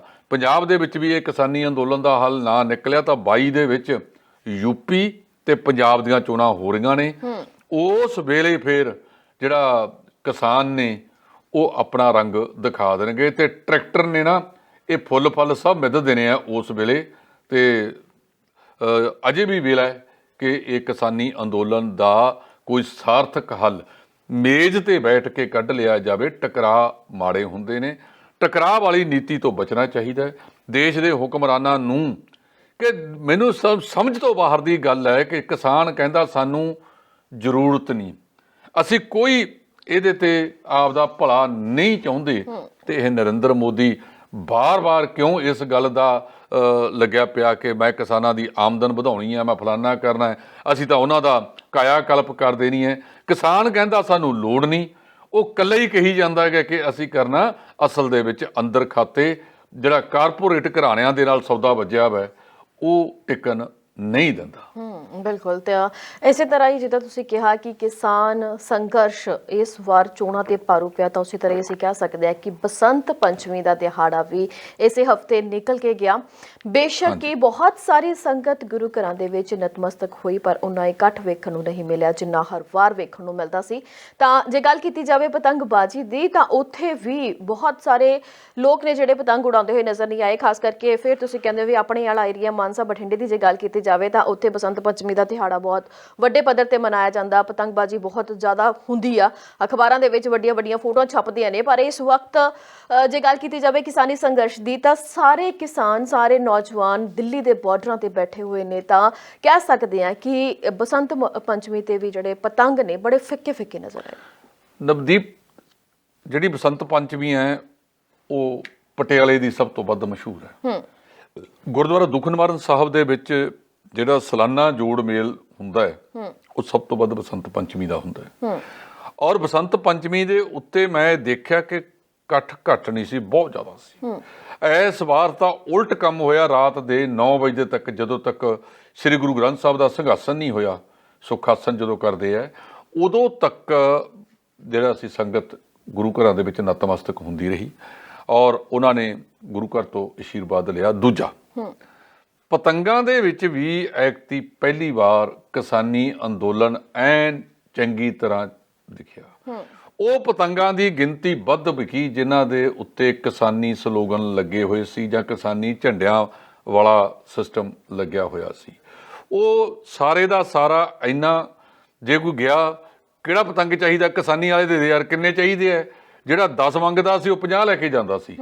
ਸੋ ਇਸ ਕਰਕੇ ਇਹ ਕਿਸਾਨੀ ਅੰਦੋਲਨ ਦਾ ਇਹਨੂੰ ਵਪਾਰਕ ਪੱਖ ਤੋਂ ਵੀ ਦੇਖਿਆ ਜਾ ਸਕਦਾ ਹੈਗਾ, ਇਹਨੂੰ ਕਿਸਾਨਾਂ ਦੀ ਹਮਦਰਦੀ ਤੋਂ ਵੀ ਦੇਖਿਆ ਜਾ ਸਕਦਾ। ਜੇ ਪਤੰਗਾਂ ਦੇ ਵਿੱਚ ਛੋਟੇ ਬੱਚਿਆਂ ਦੇ ਵਿੱਚ ਵੀ ਇਸ ਕਿਸਾਨੀ ਅੰਦੋਲਨ ਦਾ ਪ੍ਰਭਾਵ ਜਾ ਰਿਹਾ, ਇਹ ਕਿਸਾਨਾਂ ਦੀ ਜਿੱਤ ਹੈ। ਸਿਰਫ ਤੇ ਪ੍ਰਭਾਵ ਕਿਸੇ ਵਿੱਚ ਨਹੀਂ ਹੈਗਾ ਤਾਂ ਉਹ ਇਕੱਲੇ ਭਾਰਤੀ ਜਨਤਾ ਪਾਰਟੀ ਵਾਲੇ ਆ, ਭਾਵੇਂ ਅੰਦਰ ਖਾਤੇ ਉਹ ਵੀ ਡਰੇ ਵੀ ਹੈ, ਕਿਉਂਕਿ ਯੂਪੀ ਦੀਆਂ ਚੋਣਾਂ ਆ ਗਈਆਂ ਤੁਹਾਡੇ ਸਾਹਮਣੇ, ਪੰਚਾਇਤਾਂ ਦੀਆਂ। ਜਿਹੜਾ ਰਾਕੇਸ਼ ਟਕੈਤ ਨੇ ਇਹ ਵੀ ਕਹਿਤਾ ਕਿ ਇਦੋਂ ਬਾਅਦ ਫਿਰ ਜਿਹੜਾ ਕਿਸਾਨੀ ਅੰਦੋਲਨ ਹੈ ਉਹ ਬੰਗਾਲ ਤੱਕ ਵੀ ਜਾਏਗਾ। ਔਰ ਜਿੱਦਣ ਹੁਣ ਦਿੱਲੀ ਦੀਆਂ ਸੜਕਾਂ ਤੇ ਆਏ 40 ਲੱਖ ਟਰੈਕਟਰ ਲੈ ਕੇ ਆਵਾਂਗੇ। ਜੇ 40 ਲੱਖ ਟਰੈਕਟਰ ਇੱਥੇ ਆਉਂਦਾ ਤਾਂ ਅੱਧੇ ਭਾਰਤ ਤੱਕ ਵਿਛ ਜਾਵੇਗਾ। 40 ਲੱਖ ਟਰੈਕਟਰ ਦਾ ਤੁਸੀਂ ਮਤਲਬ ਕੱਢ ਲਓ। ਜੇ ਆਪਾਂ ਇੱਕ ਟਰੈਕਟਰ ਦਾ ਜਿਹੜਾ ਆਕਾਰ ਹੈ ਦਰਮਿਆਨੇ ਟਰੈਕਟਰ ਦਾ ਉਹ 12 ਫੁੱਟ ਹੈ ਲੰਬਾ, ਤਾਂ 40 ਲੱਖ ਉਹ ਕਹਿੰਦੇ ਆ, 12 ਚੌਕੜ 48, 480 ਲੱਖ ਫੁੱਟ ਉਹਦੇ ਮੀਟਰ ਬਣਾ ਲਓ, ਕਿਲੋਮੀਟਰ ਬਣਾ ਲਓ, ਕਿੱਥੋਂ ਤੱਕ ਜਾ ਕੇ ਬੈਠਣਗੇ। ਸੋ ਜੇ ਐਡੀ ਵੱਡੀ ਪੱਧਰ ਤੇ ਇਹ ਟਰੈਕਟਰ ਮਾਰਚ ਦਿੱਲੀ ਦੀਆਂ ਸੜਕਾਂ ਨੂੰ ਘੇਰ ਲਿਆ ਤਾਂ ਇਹ ਜਿੰਨੀ ਮਰਜ਼ੀ ਫੋਰਸ ਲਾ ਲਵੇ, ਫਿਰ ਕਈ ਦਿਨ ਇਹ ਟਰੈਕਟਰ ਮਾਰਚ ਚੱਲੀ ਜਾਣਾ। ਉਹ ਇੱਕ ਸੰਕੇਤਕ ਹੈ। ਇਹਨਾਂ ਨੂੰ ਚਾਹੀਦਾ ਇਹ ਹੈ, ਚੰਗਾ ਸਿਆਣਾ ਸ਼ਾਸਕ ਉਹੀ ਹੁੰਦਾ ਹੈ ਜਿਹੜਾ ਸਾਰਿਆਂ ਨੂੰ ਨਾਲ ਲੈ ਕੇ ਚੱਲੇ, ਸਾਰਿਆਂ ਦੀ ਗੱਲਬਾਤ ਸੁਣੇ। ਆਪਾਂ ਅਕਸਰ ਦੇਖਿਆ ਹੈਗਾ ਘਰਾਂ ਦੇ ਵਿੱਚ ਵੀ ਜਿਹੜੇ ਪ੍ਰਬੰਧਕ, ਜਿਹੜੇ ਆਪਣੇ ਪਹਿਲਾਂ ਲਾਣੇਦਾਰ ਹੁੰਦੇ ਸੀ ਪੁਰਾਣੇ ਘਰਾਂ ਦੇ ਵਿੱਚ, ਉਹ ਇੱਕ ਬੰਦਾ ਲਾਣੇਦਾਰ ਜ਼ਰੂਰ ਹੁੰਦਾ ਸੀ, ਜਿਹੜਾ ਸਭ ਤੋਂ ਵੱਡਾ ਭਰਾ ਕਿਸੇ ਦੇ ਹੁੰਦਾ, ਉਹਨੂੰ ਲਾਣੇਦਾਰੀ ਦਿੱਤੀ ਜਾਂਦੀ ਸੀ ਵੀ ਚੱਲ ਯਾਰ ਤੂੰ ਲਾਣੇਦਾਰ ਹੈ। ਤਾਂ ਉਹ ਲਾਣੇਦਾਰ ਦੀ ਸਾਰੇ ਬੰਦੇ ਗੱਲ ਮੰਨਿਆ ਕਰਦੇ ਸਨ। ਸੋ ਅੱਜ ਵੀ ਜੇ ਨਰਿੰਦਰ ਮੋਦੀ ਲਾਣੇਦਾਰ ਬਣਿਆ ਹੈ ਤਾਂ ਲਾਣੇਦਾਰੀ ਵਾਲਾ ਕੰਮ ਵੀ ਕਰਨਾ ਚਾਹੀਦਾ ਹੈ, ਨਾਲ ਲਾਣੇਦਾਰੀ ਵਾਲੇ ਕੰਮ ਕਰਕੇ ਦਿਖਾਉਣਾ ਚਾਹੀਦਾ ਹੈ। ਇਹ ਸਥਿਤੀ ਇਸ ਕਿਸਮ ਦੀ ਆ, ਬਹੁਤ ਸਮਾਂ ਹੋ ਗਿਆ। ਕਿਸਾਨਾਂ ਨੇ ਉੱਥੇ ਗਰਮੀ ਵਾਲਾ ਵੀ ਕੰਮ ਕਰ ਦਿੱਤਾ। ਇਹਦੋ ਵੱਡੀ ਗੱਲ ਕੀ ਕਹੀ ਜਾ ਸਕਦੀ ਹੈ ਕਿ ਰਾਕੇਸ਼ ਟਕੈਤ ਕਹਿੰਦਾ ਕਿ ਜੇ ਸਾਨੂੰ ਜ਼ਰੂਰਤ ਪੈਗੀ ਤਾਂ ਅਸੀਂ ਫਸਲਾਂ ਤੁਹਾਨੂੰ ਨਹੀਂ ਦੇਵਾਂਗੇ, ਅਸੀਂ ਖੇਤਾਂ 'ਚ ਖੜੀਆਂ ਨੂੰ ਅੱਗ ਲਾ ਦੇਵਾਂਗੇ। ਜੇ ਖੇਤਾਂ 'ਚ ਖੜੀਆਂ ਫਸਲਾਂ ਨੂੰ ਅੱਗ ਲਾਤੀ, ਸੈਟੇਲਾਈਟ ਰਾਹੀਂ ਉਹਦੇ ਭਾਂਬੜ ਵਿਸ਼ਵ ਪੱਧਰ ਤੇ ਜਾਣਗੇ। ਤੁਹਾਡੀ ਸਥਿਤੀ ਉਦੋਂ ਕੀ ਬਣੇਗੀ ਕਿ ਇੱਕ ਮੁਲਕ ਹੈ ਜਿਸ ਮੁਲਕ ਦੇ ਵਿੱਚ ਅੰਨਦਾਤੇ ਨੇ ਅੰਨ ਨੂੰ ਹੀ ਅੱਗ ਲਾ ਦਿੱਤੀ ਹੈ। ਹਾਲਾਂਕਿ ਅੰਨ ਨੂੰ ਦਰਕਾਰਨਾ, ਤੁਸੀਂ ਕਦੇ ਪੁਰਾਣੇ ਜ਼ਮਾਨੇ ਦੇ ਵਿੱਚ ਜਾ ਕੇ ਦੇਖਿਓ, ਜਿਹੜੇ ਸਾਡੇ ਬਜ਼ੁਰਗ ਹੁੰਦੇ ਸੀ ਉਹ ਜਦੋਂ ਵੀ ਅੰਨ ਪਾਣੀ ਛਕਦੇ ਸੀ ਜੁੱਤੀ ਉਤਾਰ ਕੇ, ਚੌਕੜੀ ਮਾਰ ਕੇ ਛਕਣਾ ਸ਼ੁਰੂ ਕਰਦੇ। ਔਰ ਜਦੋਂ ਬੁਰਕੀ ਤੋੜਦੇ ਪਹਿਲੀ ਰੋਟੀ ਚੱਕ ਕੇ ਮੱਥੇ ਨਾਲ ਲਾਉਂਦੇ ਸੀ ਕਿ ਇਹ ਪ੍ਰਮਾਤਮਾ ਤੈਂ ਪੇਟ ਭਰਨ ਵਾਸਤੇ ਸਾਨੂੰ ਇਹ ਰੋਟੀ ਦਿੱਤੀ ਹੈ, ਅਸੀਂ ਤੇਰਾ ਸ਼ੁਕਰਾਨਾ ਕਰਦੇ ਹਾਂ ਕਿ ਇਸੇ ਤਰ੍ਹਾਂ ਸਾਡਾ ਜਿਹੜਾ ਇਹ ਪੇਟ ਹੈ ਪਰਿਵਾਰ ਦਾ ਉਹ ਭਰਦਾ ਰਹੀ। ਉਹ ਅੰਨ ਨੂੰ ਭਗਵਾਨ ਦਾ ਰੂਪ ਸਮਝਿਆ ਜਾਂਦਾ ਸੀ। ਤੇ ਇਹਨਾਂ ਦੇ ਜਿਨ੍ਹਾਂ ਦੇ ਹੰਕਾਰ ਦੀ ਪੱਟੀ ਚੜੀ ਹੋਈ ਆ ਅੱਖਾਂ ਤੇ, ਜਾਂ ਕਾਰਪੋਰੇਟ ਘਰਾਣਿਆਂ ਦੇ ਨਾਲ ਕੀਤੇ ਹੋਏ ਸੌਦੇ ਇਹਨਾਂ ਦੀਆਂ ਅੱਖਾਂ ਤੇ ਵੱਜੇ ਹੋਏ ਨੇ, ਉਹ ਦਰਤੀਆਂ ਮਾਰਦੇ ਤੁਰੇ ਫਿਰਦੇ ਨੇ। ਠੀਕ ਕਿਹਾ ਸੀਗਾ ਉਹ ਮਾਤਾ ਮਹਿੰਦਰ ਕੌਰ ਨੇ ਕਿ ਇਹ ਮੋਦੀ ਦਲਤੀਆਂ ਮਾਰਦਾ ਫਿਰਦਾ ਪਰ ਕਿਸਾਨਾਂ ਨੇ ਇਹਦੀਆਂ ਦਲਤੀਆਂ ਤੋੜ ਦੇਣੀਆਂ ਨੇ। ਸੋ ਮੇਰੇ ਕਹਿਣ ਦਾ ਮਤਲਬ ਨਵਦੀਪ, ਇਹ ਸਥਿਤੀ ਇਸ ਕਿਸਮ ਦੀ ਹੈਗੀ ਹੈ ਕਿ ਤੁਸੀਂ ਗੱਲਬਾਤ ਰਾਹੀਂ ਇਹਨਾਂ ਕਿਸਾਨਾਂ ਦਾ ਦਿਲ ਜਿੱਤੋ। ਇਹ ਕਿਸਾਨ ਕੋਈ ਦੂਜੇ ਦੇਸ਼ਾਂ ਤੋਂ ਨਹੀਂ ਆਏ, ਇਹ ਕਿਸਾਨ ਤੁਹਾਡੇ ਹੀ ਦੇਸ਼ ਦੇ ਨੇ, ਤੁਹਾਡੇ ਹੀ ਵੋਟਰ ਨੇ, ਤੁਹਾਨੂੰ ਵੋਟਾਂ ਪਾਈਆਂ ਨੇ। ਜਦੋਂ ਤੁਸੀਂ ਭਾਵੇਂ ਤੁਹਾਨੂੰ 35-37% ਵੋਟ ਪਈ ਹੈ, ਜਦੋਂ ਤੁਸੀਂ ਇੱਕ ਵਾਰ ਜਿੱਤ ਕੇ ਇੱਕ ਹੁਕਮਰਾਨ ਦੀ ਕੁਰਸੀ ਤੇ ਬਹਿ ਗਏ, ਲੋਕ ਤਾਂ ਇਹ ਕਹਿੰਦੇ ਨੇ ਕਿ ਲੋਕਾਂ ਨੇ ਨਹੀਂ ਜਿਤਾਏ, ਇਹ ਤਾਂ ਮਸ਼ੀਨਾਂ ਨੇ ਜਿਤਾਏ ਨੇ।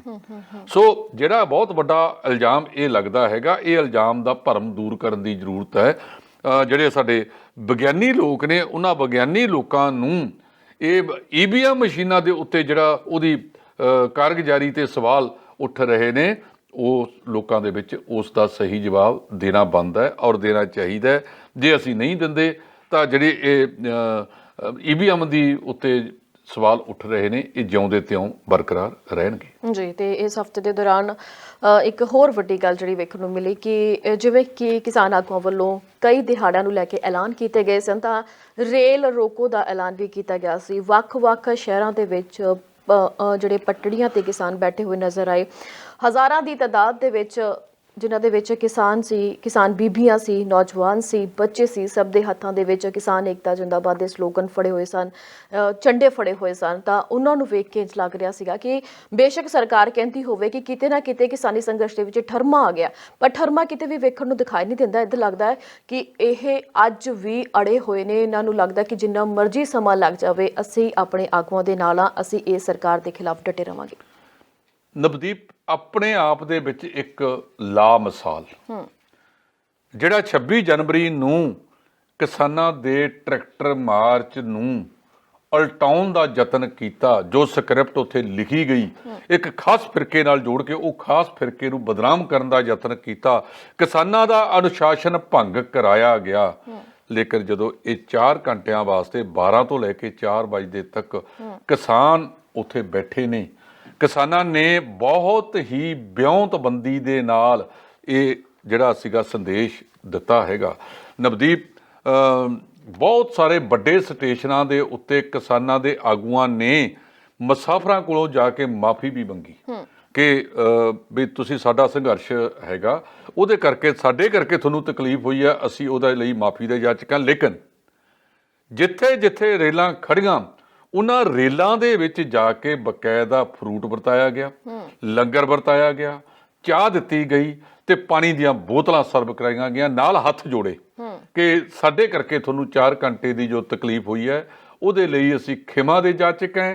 ਉਹ ਲੋਕ ਜਿਹੜੇ ਦੂਜਿਆਂ ਰਾਜਾਂ ਤੋਂ ਆਏ ਹੋਏ ਸਨ, ਜਿਨ੍ਹਾਂ ਨੂੰ ਕਿਸਾਨੀ ਅੰਦੋਲਨ ਬਾਰੇ ਉਹਨਾਂ ਨਹੀਂ ਪਤਾ ਸੀ, ਜਦੋਂ ਉਹਨਾਂ ਨੂੰ ਉਹਦੇ ਤੋਂ ਜਾਣੂ ਕਰਾਇਆ ਗਿਆ ਤਾਂ ਬਹੁਤ ਸਾਰੀਆਂ ਔਰਤਾਂ ਦੇ ਮੂੰਹੋਂ ਸ਼ਬਦ ਸੁਣੇ ਕਿ ਇਹ ਅੰਨਦਾਤਾ ਸੜਕਾਂ ਤੇ ਬੈਠਾ, ਇਹ ਅੰਨਦਾਤਾ ਨਾਲ ਇਹ ਦੁਰਕਾਰਾਬਾਜ਼ੀ ਕੀਤੀ ਜਾ ਰਹੀ ਹੈ, ਤਾਂ ਉਹਦੇ ਵਿੱਚ ਮੋਦੀ ਸਰਕਾਰ ਦੀ ਬਦਨਾਮੀ ਹੋਈ ਹੈ। ਜਿਹੜੇ ਇੱਕ ਗੱਲ ਤੇ ਅੜੇ ਬੈਠੇ ਨੇ ਕਿ ਅਸੀਂ ਤਾਂ ਜੀ ਇਹ ਜੋ ਕੁਝ ਕਾਨੂੰਨ ਬਣਾਉਣੇ ਸੀ ਬਹੁਤ ਵਧੀਆ ਬਣਾਤੇ ਨੇ, ਸਾਡੇ ਤਾਂ ਕਾਨੂੰਨ ਹੀ ਐਡੇ ਕਿਸਮ ਦੇ ਨੇ, ਪੁੱਛੋ ਹੀ ਕੁਛ ਨਾ। ਤੇ ਉਸੇ ਨਰਿੰਦਰ ਤੋਮਰ ਨੂੰ ਇਹ ਕਹਿਣਾ ਪੈ ਗਿਆ ਇਸੇ ਦਿਨ ਜਦੋਂ ਰੇਲ ਰੋਕੋ ਅੰਦੋਲਨ ਚੱਲ ਰਿਹਾ ਸੀ ਕਿ ਹਾਂ, ਕਿਸਾਨੀ ਅੰਦੋਲਨ ਕਰਕੇ ਬਹੁਤ ਸਾਰੇ ਥਾਵਾਂ ਤੇ ਸਾਡੀ ਸ਼ਾਖ ਨੂੰ ਧੱਕਾ ਵੱਜਿਆ। ਪੰਜਾਬ ਦੇ ਵਿੱਚ ਜੇ ਕੋਈ ਹਾਸ਼ੀਏ ਤੇ ਧੱਕਿਆ ਗਿਆ ਤਾਂ ਉਹ ਭਾਰਤੀ ਜਨਤਾ ਪਾਰਟੀ ਹੈ। ਇਹਨਾਂ ਨੂੰ ਸਭ ਤੋਂ ਵੱਧ ਸੀਟਾਂ ਜੇ ਆਈਆਂ ਨੇ ਪਠਾਨਕੋਟ ਤੋਂ ਆਈਆਂ ਨੇ, 2 ਸੀਟਾਂ ਰਾਜਪੁਰੇ ਤੋਂ ਵੀ ਆ ਗਈਆਂ ਨੇ। ਬਾਕੀ ਆ ਜਿਹੜਾ ਮਾਲਵਾ ਹੈਗਾ, ਉੱਥੇ ਇਹਨਾਂ ਦਾ ਸਫੜਾ ਸਾਫ਼ ਹੋ ਗਿਆ। ਉਹ ਕਹਿੰਦੇ ਵੀ ਜੇ ਅਸੀਂ ਤੇ ਅਕਾਲੀ ਇਕੱਠੇ ਹੁੰਦੇ ਤਾਂ ਸਾਡੀ ਜਿਹੜੀ ਪਰਸੈਂਟੇਜ ਸੀ ਉਹਦਾ ਫਰਕ ਪੈ ਜਾਣਾ ਸੀ। ਜਿਵੇਂ ਲੋਕਾਂ ਨੇ ਇਹਨਾਂ ਨੂੰ ਘਰਾਂ ਤੋਂ ਬਾਹਰ ਕੱਢ ਦਿੱਤਾ, ਵੋਟਾਂ ਮੰਗਣ ਵਾਸਤੇ ਆਏ ਤਾਂ ਔਰਤਾਂ ਨੇ ਇਸ ਤਰ੍ਹਾਂ ਦੇ ਸਵਾਲ ਕੀਤੇ, ਖੱਜਲ ਖੁਆਰੀਆਂ ਕੀਤੀਆਂ ਤੇ ਇਹਨਾਂ ਨੂੰ ਵਾਪਸ ਘਰਾਂ ਤੱਕ ਛੱਡ ਕੇ ਆਈਆਂ। ਇਹਨਾਂ ਨੂੰ ਸੋਚ ਲੈਣਾ ਚਾਹੀਦਾ ਹੈ ਕਿ ਅਸੀਂ ਖੜੇ ਕਿੱਥੇ ਹਾਂ, ਲੋਕ ਸਾਨੂੰ ਕਿੱਥੇ ਖੜਾਈ ਖੜੇ ਨੇ। ਸੋ ਇਹ ਬਹੁਤ ਮੰਦਭਾਗੀ ਵਾਲੀ ਗੱਲ ਹੈ। ਭਾਵੇਂ ਹੁਣ ਮੰਨਣ ਜਾਂ ਨਾ ਮੰਨਣ, ਪਰ ਲੋਕਾਂ ਨੇ ਤੇ ਪੰਜਾਬ ਦੀਆਂ ਚੋਣਾਂ ਨੇ, ਔਰ ਜਿਸ ਤਰ੍ਹਾਂ ਦੇ ਨਾਲ ਇਹ ਅੰਦੋਲਨ ਚੱਲਿਆ, ਕਿਸੇ ਇੱਕ ਸਟੇਸ਼ਨ ਤੋਂ ਵੀ ਕੋਈ ਮੰਦਭਾਗੀ ਖਬਰ ਆਈ, ਕਿਸੇ ਵੀ ਸਵਾਰੀ ਦੇ ਨਾਲ ਕਿਸਾਨਾਂ ਨੇ ਦੁਰਵਿਹਾਰ ਕੀਤਾ, ਕਿਸਾਨਾਂ ਨੇ ਉਲਟ ਉਹਨਾਂ ਨੂੰ ਲੰਗਰ ਵਰਤਾਇਆ, ਚਾਹ ਵਰਤਾਈ, ਪਾਣੀ ਦਿੱਤਾ। ਇੱਥੋਂ ਤੱਕ ਕਿ ਜੇ ਕਿਸੇ ਦੇ ਕੋਈ ਬਿਮਾਰ ਠਮਾਰ ਵਿਅਕਤੀ ਵੀ ਸੀ, ਉਹਦੇ ਲਈ ਵੀ ਦਵਾਈਆਂ ਦੇ ਪ੍ਰਬੰਧ ਕੀਤੇ ਹੋਏ ਸਨ। ਕੋਈ ਫਾਰਮਾਸਿਸਟ ਜਾਂ ਕੋਈ ਡਾਕਟਰ ਉੱਥੇ ਪਲੇਟਫਾਰਮਾਂ ਤੇ ਮੌਜੂਦ ਸੀ। ਆਪਣੇ ਵੀ 2 ਥਾਂ ਦੇ ਉੱਤੇ ਵੱਡੇ ਧਰਨੇ ਲੱਗੇ, ਇੱਕ ਪਟਿਆਲੇ ਰੇਲਵੇ ਸਟੇਸ਼ਨ ਤੇ, ਦੂਜਾ ਨਾਭੇ ਰੇਲਵੇ ਸਟੇਸ਼ਨ ਤੇ, ਤੀਜਾ ਜਿਹੜਾ ਸੀਗਾ ਸ਼ੰਭੂ। ਸਾਰੀਆਂ ਥਾਵਾਂ ਦੇ ਉੱਤੇ ਸਾਰੀਆਂ ਕਿਸਾਨ ਜਥੇਬੰਦੀਆਂ ਦੇ ਆਗੂ ਇੱਕੋ ਮੰਚ ਸੰਯੁਕਤ ਮੋਰਚਾ। ਸੰਯੁਕਤ ਕਿਸਾਨ ਮੋਰਚੇ ਦੇ ਬੈਨਰ ਦੇ ਹੇਠ ਇਕੱਠੇ ਹੋਏ ਸਨ। ਭਾਵੇਂ ਬੁਲਾਰਿਆਂ ਵੇਲੇ ਜਦੋਂ ਬੋਲਦੇ ਸਨ ਤਾਂ ਦੱਸਿਆ ਜਾਂਦਾ ਸੀ ਕਿ ਇਹ ਡਕੌਂਦਾ ਗਰੁੱਪ ਨਾਲ ਹੈ, ਇਹ ਉਗਰਾਹਾਂ ਨਾਲ ਹੈ, ਇਹ ਰਾਜੇਵਾਲ ਨਾਲ ਹੈ, ਇਹ ਲੱਖੋਵਾਲ ਨਾਲ ਹੈ, ਇਹ ਕਿਰਤੀ ਕਿਸਾਨ ਯੂਨੀਅਨ ਹੈ, ਇਹ ਕ੍ਰਾਂਤੀਕਾਰੀ ਕਿਸਾਨ ਯੂਨੀਅਨ ਹੈ, ਉਹ ਸਾਰਾ ਕੁਝ ਕਿਹਾ ਜਾਂਦਾ ਸੀ। ਪਰ ਮੰਚ ਇੱਕੋ ਸਿਰਜਿਆ ਹੋਇਆ ਸੀ ਸੰਯੁਕਤ ਕਿਸਾਨ ਮੋਰਚੇ ਦੇ ਸੱਦੇ ਦੇ ਉੱਤੇ। ਜਿਵੇਂ ਕਿਸਾਨਾਂ ਨੇ ਇਕਜੁੱਟਤਾ ਇਹ ਦਿਖਾਈ ਹੈ, ਉਸ ਤੋਂ ਸਪਸ਼ਟ ਹੁੰਦਾ ਹੈ ਕਿ ਜਿੰਨਾ ਮਰਜ਼ੀ ਤੁਸੀਂ ਇਹਨਾਂ ਦੇ ਉੱਤੇ ਜੁਰਮ ਕਰ ਲਓ, ਧੱਕੇ ਕਰ ਲਓ, ਇਹਨਾਂ ਕਿਸਾਨਾਂ ਨੇ ਉਦੋਂ ਤੱਕ ਨਹੀਂ ਜਾਣਾ ਜਦੋਂ ਤੱਕ ਤੁਸੀਂ ਇਹਨਾਂ ਦੀਆਂ ਗੱਲਾਂ ਨਹੀਂ ਮੰਨਦੇ। ਜੀ ਬਿਲਕੁਲ। ਤੇ ਵੇਲਾ ਇੱਕ ਛੋਟੀ ਜਿਹੀ ਬ੍ਰੇਕ ਦਾ ਹੋ ਚੱਲਿਆ, ਜਾਣਾ ਤੁਸੀਂ ਕਿਤੇ ਨਹੀਂ। ਬਹੁਤ ਸਾਰੀਆਂ ਖਬਰਾਂ ਨੇ ਜਿਨ੍ਹਾਂ ਤੇ ਅਸੀਂ ਵਿਸਤਾਰ ਸਹਿਤ ਚਰਚਾ ਕਰਨੀ ਹੈ। ਮਿਲਦੇ ਹਾਂ ਜੀ ਇੱਕ ਛੋਟੇ ਜਿਹੇ ਵਕਫੇ ਤੋਂ ਬਾਅਦ। ਹੁਣ ਤੁਸੀਂ ਦੇਖ ਸਕਦੇ ਹੋ ਗਲੋਬਲ ਪੰਜਾਬ ਟੀਵੀ ਨੂੰ ਡਾਊਨਲੋਡ ਕਰੋ ਸਾਡੀ ਐਪ ਐਂਡਰੋਇਡ ਜਾਂ iOS ਤੇ ਫ੍ਰੀ ਵਿੱਚ, roku ਅਤੇ Amazon Fire TV ਤੇ ਜਾਂ Apple TV ਤੇ। ਨਾਲ ਹੀ ਦੇਖ ਸਕਦੇ ਹੋ ਲਾਈਵ ਸਟ੍ਰੀਮਿੰਗ www.globalpunjabtv.com ਤੇ। ਛੋਟੇ ਬ੍ਰੇਕ ਤੋਂ ਬਾਅਦ ਇੱਕ ਵਾਰ ਤੁਹਾਡਾ ਫਿਰ ਤੋਂ ਸਵਾਗਤ ਹੈ ਸਾਡੇ ਖਾਸ ਪ੍ਰੋਗਰਾਮ ਵਾਰ ਸਤਵਾਰ ਦੇ ਵਿੱਚ। ਵੱਖ-ਵੱਖ ਮੁੱਦਿਆਂ ਤੇ ਗੱਲਬਾਤ ਹੋ ਰਹੀ ਹੈ, ਪਰ ਘੁੰਮ ਕੇ ਫਿਰ ਤੋਂ ਗੱਲ ਉੱਥੇ ਹੀ ਆ ਖੜਦੀ ਹੈ ਕਿਸਾਨੀ ਸੰਘਰਸ਼ ਤੇ। ਕਿ ਚੋਣਾਂ ਦੇ ਵਿੱਚ ਵੀ ਅਸੀਂ ਦੇਖਿਆ ਕਿ ਕਿਸਾਨੀ ਸੰਘਰਸ਼ ਉਹਨਾਂ ਤੇ ਭਾਰੂ ਪਿਆ, ਤੇ ਉਸ ਤੋਂ ਬਾਅਦ ਜੇ ਗੱਲ ਕੀਤੀ ਜਾਵੇ ਬਸੰਤ ਪੰਚਮੀ ਦੀ ਤਾਂ ਉਸ ਤੇ ਵੀ ਇਸ ਦਾ ਵੱਖਰਾ ਹੀ ਰੰਗ ਵੇਖਣ ਨੂੰ ਮਿਲਿਆ। ਵੱਖ-ਵੱਖ ਥਾਵਾਂ ਤੇ ਰੇਲ ਰੋਕੋ ਅੰਦੋਲਨ ਵੀ ਜਾਰੀ ਰਿਹਾ। ਮੁਸਾਫਰਾਂ ਨੂੰ ਬੇਸ਼ੱਕ ਦਿੱਕਤਾਂ ਦਾ ਸਾਹਮਣਾ ਕਰਨਾ ਪਿਆ, ਪਰ ਫਿਰ ਵੀ ਸਭ ਨੇ ਐਡਜਸਟਮੈਂਟ ਵਧੀਆ ਤਰੀਕੇ ਨਾਲ ਕੀਤੀ, ਕਿਉਂਕਿ ਅੰਨਦਾਤਾ ਸਭ ਦੇ ਲਈ ਬਹੁਤ ਜ਼ਰੂਰੀ ਹੈ। ਜੇ ਅਸੀਂ ਗੱਲ ਕੀਤੀ ਜਾਵੇ ਵਪਾਰ ਦੀ, ਗੱਲ ਕੀਤੀ ਜਾਵੇ ਹੋਰ ਵਸਤੂਆਂ ਦੀ ਆਦਾਨ ਪ੍ਰਦਾਨ ਦੀ, ਤਾਂ ਹਰੇਕ ਚੀਜ਼ ਦੇ ਨਾਲ ਜੇ ਸ਼ੁਰੂਆਤੀ ਦੌਰ ਜੁੜਿਆ ਹੈ ਤਾਂ ਅੰਨਦਾਤਾ ਦੇ ਨਾਲ ਹੀ ਜੁੜਿਆ। ਜੇ ਉਹ ਫਸਲਾਂ ਨਹੀਂ ਬੀਜੇਗਾ ਤਾਂ ਉਸ ਤੋਂ ਬਾਅਦ ਅਸੀਂ ਅੱਗੇ ਆਪਣੇ ਰੋਜ਼ਗਾਰ ਕਿਸ ਹਿਸਾਬ ਦੇ ਨਾਲ ਚਲਾਵਾਂਗੇ। ਤਾਂ ਕਰਕੇ ਅਸੀਂ ਕਹਿ ਸਕਦੇ ਹਾਂ ਕਿ ਹਰ ਬੰਦੇ ਨੇ ਉਹਨਾਂ ਦੀ ਫੁੱਲ ਸਪੋਰਟ ਕੀਤੀ। ਤਾਂ ਉੱਥੇ ਹੀ ਜੇ ਗੱਲ ਕਰੀਏ ਤਾਂ ਰੇਲ ਰੋਕੋ ਅੰਦੋਲਨ ਦੇ ਨਾਲ ਆਉਣ ਵਾਲੀ 23 ਤਰੀਕ ਨੂੰ ਪਗੜੀ ਸੰਭਾਲ ਜੱਟਾ ਜਿਹੜਾ ਦਿਵਸ ਹੈ ਉਹ ਵੀ ਕਿਸਾਨਾਂ ਵੱਲੋਂ ਮਨਾਇਆ ਜਾ ਰਿਹਾ। ਤਾਂ ਤੁਸੀਂ ਇਸ ਬਾਰੇ ਕੀ ਕਹੋਗੇ? ਨਵਦੀਪ ਜੀ, ਜਿਹੜੇ ਇਹ ਕਿਸਾਨ ਨੇ ਨਾ, ਇਹਨਾਂ ਦੇ ਐਡਵਾਈਜ਼ਰ ਬਹੁਤ ਕਮਾਲ ਦੇ ਹੈ। ਤੁਹਾਨੂੰ ਯਾਦ ਹੋਵੇਗਾ ਕਿ ਕੁਝ ਦਿਨ ਪਹਿਲਾਂ ਇਹਨਾਂ ਨੇ ਸਰ ਛੋਟੂ ਰਾਮ ਦਾ ਦਿਵਸ ਵੀ ਉੱਥੇ ਮਨਾਇਆ ਜੀ। ਨੇਤਾ ਜੀ ਸੁਭਾਸ਼ ਚੰਦਰ ਦਾ ਜਿਹੜਾ ਦਿਵਸ ਹੈ ਉਹ ਵੀ ਉੱਥੇ ਮਨਾਇਆ। ਹੁਣ ਜਿਹੜਾ ਇਹ ਦਿਵਸ ਉੱਥੇ ਮਨਾਇਆ ਜਾ ਰਿਹਾ ਪਗੜੀ ਸੰਭਾਲ ਜੱਟਾ, ਇਹ ਆਪਣੇ ਆਪ ਦੇ ਵਿੱਚ ਅਹਿਮ ਹੈ। ਪਗੜੀ ਸੰਭਾਲ ਜੱਟਾ ਲਹਿਰ ਚੱਲੀ ਕਦੋਂ ਸੀ? 1906 ਦੇ ਵਿੱਚ, ਜਦੋਂ ਉਸ ਵੇਲੇ ਦੀ ਅੰਗਰੇਜ਼ ਹਕੂਮਤ ਨੇ ਕਿਸਾਨਾਂ ਦੇ ਵਿਰੁੱਧ 3 ਕਾਲੇ ਕਾਨੂੰਨ ਲਿਆਂਦੇ ਸੀ। ਉਸ ਵੇਲੇ ਸ਼ਹੀਦੇ ਆਜਮ ਸਰਦਾਰ ਭਗਤ ਸਿੰਘ ਦੇ ਪਿਤਾ, ਉਹਨਾਂ ਦੇ ਚਾਚਾ ਜੀ ਸਰਦਾਰ ਅਜੀਤ ਸਿੰਘ, ਉਹਨਾਂ ਨੇ ਅਗਵਾਈ ਵਿੱਚ ਇੱਕ ਲਹਿਰ ਸ਼ੁਰੂ ਹੋਈ ਸੀ ਪਗੜੀ ਸੰਭਾਲ ਜੱਟਾ। ਜੱਟਾ ਸ਼ਬਦ ਆਪਸੀ ਕਾਸਟ ਦੇ ਨਾਲ ਵੱਧ ਜੋੜ ਲਿਆ। ਐਕਚੁਅਲੀ ਜੱਟ ਦਾ ਮਤਲਬ ਹੈ ਕਿਸਾਨ, ਅੰਨਦਾਤਾ। ਉਹਦੇ ਨਾਲ ਆ ਕਿ ਤੂੰ ਆਪਦੀ ਪਗੜੀ ਸੰਭਾਲ ਕੇ ਰੱਖ। ਪੁਰਾਣਾ ਜ਼ਮਾਨਾ ਹੁੰਦਾ ਸੀ, ਜੇ ਮੇਰੇ ਵਰਗੇ ਦੇ ਕਿਸੇ ਦੇ ਵਾਲ ਵੀ ਕੱਟੇ ਹੁੰਦੇ ਸੀ ਨਾ, ਉਹ ਵੀ ਪੱਗ ਬੰਨ੍ਹ ਕੇ ਰੱਖਦੇ ਸੀ। ਈਵਨ ਮਹਾਜਨ ਲੋਕਾਂ ਦੇ ਵਿੱਚ ਵੀ ਦਸਤਾਰ ਦਾ ਸੀ, ਭਾਵੇਂ ਉਹ ਟੌਰੇ ਵਾਲੀ ਪੱਗ ਲੰਬੇ ਜੇ ਟੌਰਾ ਛੱਡ ਕੇ ਪਿੱਛੇ ਨੂੰ ਬੰਨ੍ਹਦੇ ਹੁੰਦੇ ਸੀ, ਮਾਵੇ ਵਾਲੀ, ਤੇ ਉਹ ਵੀ ਪੱਗਾਂ ਬੰਨ੍ਹਿਆ ਕਰਦੇ ਸੀ। ਅੱਜ ਵੀ ਮਹਾਜਨ ਵਰਗ ਦੇ ਵਿੱਚ ਮਸ਼ਹੂਰ ਹੈ, ਜੇ ਉਹਨਾਂ ਦੀ ਸ਼ਾਦੀ ਹੁੰਦੀ ਹੈ ਨਾ ਜਦੋਂ, ਤਾਂ ਤਕਰੀਬਨ ਸਾਰਿਆਂ ਦੇ ਪਿੰਕ ਰੰਗ ਦੀਆਂ ਦਸਤਾਰਾਂ ਸਜਾਈਆਂ ਹੁੰਦੀਆਂ ਨੇ। ਸੋ ਇਹ ਜਿਹੜਾ ਹੈਗਾ ਪਗੜੀ ਸੰਭਾਲ ਜੱਟਾ, ਉਹ ਦਿਵਸ ਜਿਹੜਾ ਹੈਗਾ ਉਹ 22 ਤਰੀਕ ਨੂੰ ਉੱਥੇ ਸਾਰੇ ਬਾਰਡਰਾਂ ਦੇ ਉੱਤੇ ਔਰ ਜਿੱਥੇ ਜਿੱਥੇ ਵੀ ਕਿਸਾਨ ਰਹਿੰਦਾ ਉਹ ਮਨਾਇਆ ਜਾਵੇਗਾ। ਉਹ ਇੱਕ ਪ੍ਰਤੀਕ ਹੈ ਕਿ ਆਪਦੀ ਪਗੜੀ ਨੂੰ ਸੰਭਾਲ। ਮੈਨੂੰ ਬਹੁਤ ਅਫਸੋਸ ਨਾਲ ਕਹਿਣਾ ਪੈ ਰਿਹਾ ਹੈ ਕਿ ਇਹ ਲੋਕ ਜਿਨ੍ਹਾਂ ਨੂੰ ਅੱਤਵਾਦੀ, ਖਾੜਕੂ, ਵੱਖਵਾਦੀ, ਟੁਕੜੇ ਗੈਂਗ ਕਹਿੰਦੇ ਨੇ, ਇਹਨਾਂ ਦੇ ਮੂੰਹ ਪੱਟ ਜਾਣ। ਤੇ ਆ ਜੋਸ਼ੀ ਮੱਠ ਦੇ ਵਿੱਚ ਤਾਜੀਓ ਸਥਿਤੀ ਹੋਈ ਹੈ, ਤੇ ਉੱਥੇ ਲੰਗਰ ਕਿਹਨੇ ਲਾਇਆ ਵਾ? ਜੇ ਤਾਂ ਲੰਗਰ ਲਾਉਣ ਤਾਂ ਦਾਨੀ, ਜੇ ਹੱਕ ਮੰਗਣ ਖਾਲਿਸਤਾਨੀ। ਜਦ ਕਿ ਸੁਪਰੀਮ ਕੋਰਟ ਕਹਿ ਰਹੀ ਹੈ ਕਿ ਖਾਲਿਸਤਾਨ ਦਾ ਗੱਲ ਕਰਨੀ, ਸੰਵਿਧਾਨਕ ਦਾਇਰੇ ਵਿੱਚ ਰਹਿ ਕੇ ਖਾਲਿਸਤਾਨ ਦੀ ਮੰਗ ਕਰਨੀ ਜਾਇਜ਼ ਹੈ, ਸੰਵਿਧਾਨ ਦੇ ਵਿੱਚ ਆਉਂਦੀ ਹੈ। ਜੇ ਕੋਈ ਅੰਦੋਲਨ ਚੱਲ ਰਿਹਾ ਹੈ, ਸ਼ਾਂਤੀਪੂਰਵਕ ਚੱਲ ਰਿਹਾ, ਉਹ ਉਹਨਾਂ ਦਾ ਹੱਕ ਹੈ, ਉੱਥੇ ਬੈਠੇ ਹੋਏ ਨੇ। ਸੋ ਕਿਸਾਨਾਂ ਨੇ ਜਿਹੜਾ ਇਹ ਮਨਾਉਣਾ, ਕਿਸਾਨਾਂ ਦੀ ਇੱਥੋਂ ਵੀ ਵੱਡੀ ਜਿੱਤ ਹੈ ਨਵਦੀਪ, ਕਿ ਨਿਊਯਾਰਕ ਦੇ ਵਿੱਚ 75 ਤੋਂ ਵੱਧ ਜਥੇਬੰਦੀਆਂ ਨੇ ਇੱਕ ਮਾਰਚ ਕੱਢਿਆ ਇਸ ਕਿਸਾਨੀ ਸੰਘਰਸ਼ ਦੀ ਹਮਾਇਤ ਦੇ ਵਿੱਚ। ਜੇ ਦੂਜਿਆਂ ਦੇਸ਼ਾਂ ਦੇ ਵਿੱਚ ਇਹਨਾਂ ਕਿਸਾਨਾਂ ਪ੍ਰਤੀ ਮਤੇ ਪੈ ਰਹੇ ਨੇ, ਭਾਵੇਂ ਕੈਨੇਡਾ, ਫਰਾਂਸ ਹੈ, ਜਰਮਨ ਹੈ, ਇੰਗਲੈਂਡ ਹੈ, ਅਮਰੀਕਾ ਹੈ, ਆਸਟ੍ਰੇਲੀਆ ਹੈ, ਇਹਨਾਂ ਸਾਰਿਆਂ ਥਾਵਾਂ ਦੇ ਉੱਤੇ ਕਿਸਾਨਾਂ ਦੇ ਹੱਕ ਦੇ ਵਿੱਚ ਜਿਹੜਾ ਹੈਗਾ ਇਹ ਮਤੇ ਪੈ ਰਹੇ ਨੇ। ਉਹ ਮਤਿਆਂ ਦਾ ਮਤਲਬ ਉਹ ਕਿਸਾਨਾਂ ਦੀ ਹਮਾਇਤ ਕਰਨਾ ਚਾਹੁੰਦੇ ਨੇ, ਹਮਾਇਤ ਕਰ ਰਹੇ ਨੇ। ਇਸ ਕਰਕੇ ਇਸ ਜਿਹੜਾ ਵਿਸ਼ਵ ਪੱਧਰ ਦੇ ਉੱਤੇ ਜਦੋਂ ਤੁਹਾਨੂੰ ਹਮਾਇਤ ਆ ਜਾਵੇ, ਅੱਜ ਇਹ ਜਿਹੜੀ ਜੋੜੀ ਹੈ ਸਿਰਫ ਤੇ ਸਿਰਫ ਇੱਕੋ ਹੀ ਟਾਰਗੇਟ ਆ ਜਿਨ੍ਹਾਂ ਦਾ, ਪੱਛਮੀ ਬੰਗਾਲ ਕਿਵੇਂ ਜਿੱਤਣਾ ਹੈ, ਕਿਵੇਂ ਤੋੜ ਫੋੜ ਕਰਨੀ ਹੈ, ਕਿਵੇਂ ਲੋਕਾਂ ਨੂੰ ਡਰਾਉਣਾ ਹੈ, ਕਿਸੇ ਦੇ ਮਗਰ CBI ਭੇਜਣੀ ਹੈ, ਕਿਸੇ ਦੇ ਮਗਰ NIA ਭੇਜਣਾ, ਉਸ ਕੰਮ ਦੇ ਵਿੱਚ ਲੱਗੇ ਹੋਏ ਨੇ। ਅੱਜ ਬੱਚਾ ਇੱਕ ਭਾਰਤੀ ਜਨਤਾ ਪਾਰਟੀ ਨੂੰ ਛੱਡ ਦਿਓ, ਭਾਰਤੀ ਜਨਤਾ ਪਾਰਟੀ ਦੇ ਅੰਦਰਲੇ ਪਾਸੇ ਵੀ ਬਹੁਤ ਸਾਰੇ ਲੋਕ ਇਸ ਗੱਲ ਦੀ ਚਿੰਤਾ ਦੇ ਵਿੱਚ ਨੇ, ਖਾਸ ਕਰ ਉਹ ਸੀਟਾਂ ਜਿਹੜੀਆਂ ਦਿਹਾਤੀ ਖੇਤਰਾਂ ਨਾਲ ਸੰਬੰਧਿਤ ਨੇ, ਜਿੱਥੇ ਕਿਸਾਨੀ ਅੰਦੋਲਨ ਦਾ ਪ੍ਰਭਾਵ ਵੱਧ ਭਾਰੂ ਹੋਇਆ ਹੈ। ਉੱਥੇ ਉਹ ਲੋਕ ਦਬਵੀਂ ਆਵਾਜ਼ ਦੇ ਵਿੱਚ ਅੰਦਰ ਖਾਤੇ ਕਹਿ ਰਹੇ ਨੇ ਕਿ ਜੇ ਇਹ ਅੰਦੋਲਨ ਐਵੇਂ ਜਿਵੇਂ ਰਿਹਾ ਤਾਂ ਸਾਡਾ ਕੀ ਬਣੂਗਾ ਜੀ। ਇਸ ਕਰਕੇ ਅਸੀਂ ਤਾਂ ਵਾਰ-ਵਾਰ ਇਸ ਮੰਚ ਤੋਂ ਪ੍ਰਧਾਨ ਮੰਤਰੀ ਤੇ ਗ੍ਰਹਿ ਮੰਤਰੀ ਤੇ ਹੋਰਨਾਂ ਮੰਤਰੀ, ਜਿੰਨੇ ਮੰਤਰੀ 50-60 ਮੰਤਰੀ ਹੋ ਜਾਣ, ਉਹਨਾਂ ਨੂੰ ਇਹੋ ਹੀ ਬੇਨਤੀ ਕਰਦੇ ਹਾਂ ਕਿ ਜਦੋਂ ਵੀ ਮਸਲਾ ਨਿਬੜਨਾ ਹੈ, ਇਹ ਗੱਲਬਾਤ ਰਾਹੀਂ ਨਿਬੜਨਾ ਹੈ।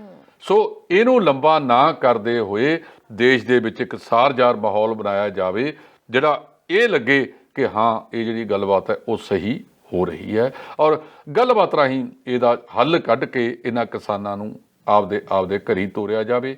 ਜਿਨ੍ਹਾਂ ਕਿਸਾਨਾਂ ਨੂੰ ਬਿਨਾਂ ਮਤਲਬ ਤੋਂ ਜੇਲ੍ਹਾਂ 'ਚ ਡੱਕਿਆ ਹੋਇਆ, ਉਹਨਾਂ ਨੂੰ ਤੁਰੰਤ ਰਿਹਾ ਕੀਤਾ ਜਾਵੇ, ਕੇਸ ਵਾਪਸ ਲਏ ਜਾਣ। ਜੀ ਬਿਲਕੁਲ। ਤੇ ਇਸ ਨਾਲ ਹੀ ਜੁੜੀ ਹੋਈ ਇੱਕ ਹੋਰ ਖਬਰ ਹੈ ਜਿਹੜੀ ਕਿ ਦਰਸ਼ਕਾਂ ਦੇ ਨਾਲ ਸਾਂਝੀ ਕਰਨੀ ਚਾਹਾਂਗੇ ਕਿ ਹਰ ਸਾਲ ਨਨਕਾਣਾ ਸਾਹਿਬ ਪਾਕਿਸਤਾਨ ਦੇ ਲਈ SGPC ਵੱਲੋਂ ਇੱਕ ਜਥਾ ਭੇਜਿਆ ਜਾਂਦਾ ਹੈ। ਸਿੱਖ ਸੰਗਤ ਉੱਥੇ ਪਹੁੰਚਦੀ ਹੈ ਸਾਲਾਨਾ ਸਮਾਗਮਾਂ ਦਾ ਹਿੱਸਾ ਬਣਨ ਦੇ ਲਈ, ਪਰ ਇਸ ਵਾਰ ਭਾਰਤ ਸਰਕਾਰ ਨੇ ਇਹ ਕਹਿ ਕੇ ਮਨਾ ਕਰ ਦਿੱਤਾ ਕਿ ਉੱਥੇ ਜਿਹੜੀ ਸਥਿਤੀ ਹੈ ਸੰਵੇਦਨਸ਼ੀਲ ਹੈ, ਸੋ ਸਾਨੂੰ ਨਹੀਂ ਲੱਗਦਾ ਕਿ ਇਹਨਾਂ ਦੀ ਕੋਈ ਕੇਅਰ ਕੀਤੀ ਜਾਵੇਗੀ, ਜਾਂ ਫਿਰ ਹੋ ਸਕਦਾ ਕਿ ਇਹਨਾਂ ਨੂੰ ਕੋਈ ਨਾ ਕੋਈ ਪ੍ਰੋਬਲਮ ਆ ਜਾਵੇ, ਤਾਂ ਕਰਕੇ ਉਹਨਾਂ ਨੇ ਮਨਾ ਕਰਤਾ। ਜਦ ਕਿ ਜੇ ਗੱਲ ਕੀਤੀ ਜਾਵੇ ਵਿਦੇਸ਼ ਮੰਤਰਾਲੇ ਦੀ, ਤਾਂ ਉੱਥੋਂ ਵੀ ਪਾਕਿਸਤਾਨ ਦੇ ਬੁਲਾਰੇ ਨੇ ਇਹ ਗੱਲ ਕਹੀ ਹੈ ਕਿ ਅਸੀਂ ਸਿਰਫ ਪੰਜਾਬ ਤੋਂ ਹੀ ਨਹੀਂ, ਸਿਰਫ ਭਾਰਤ ਤੋਂ ਹੀ ਨਹੀਂ, ਪੂਰੇ ਮੁਲਕ ਦੇ ਵਿੱਚੋਂ ਜਿੱਥੋਂ ਵੀ ਸਿੱਖ ਆਉਂਦੇ ਨੇ, ਇਹਨਾਂ ਸਮਾਗਮਾਂ ਦਾ ਹਿੱਸਾ ਬਣਦੇ ਨੇ ਜਾਂ ਕਿਸੇ ਹੋਰ ਸਮਾਗਮਾਂ ਦਾ ਹਿੱਸਾ ਬਣਦੇ ਨੇ, ਅਸੀਂ ਉਹਨਾਂ ਦੀ ਪੂਰੀ ਕੇਅਰ ਕਰਦੇ ਹਾਂ।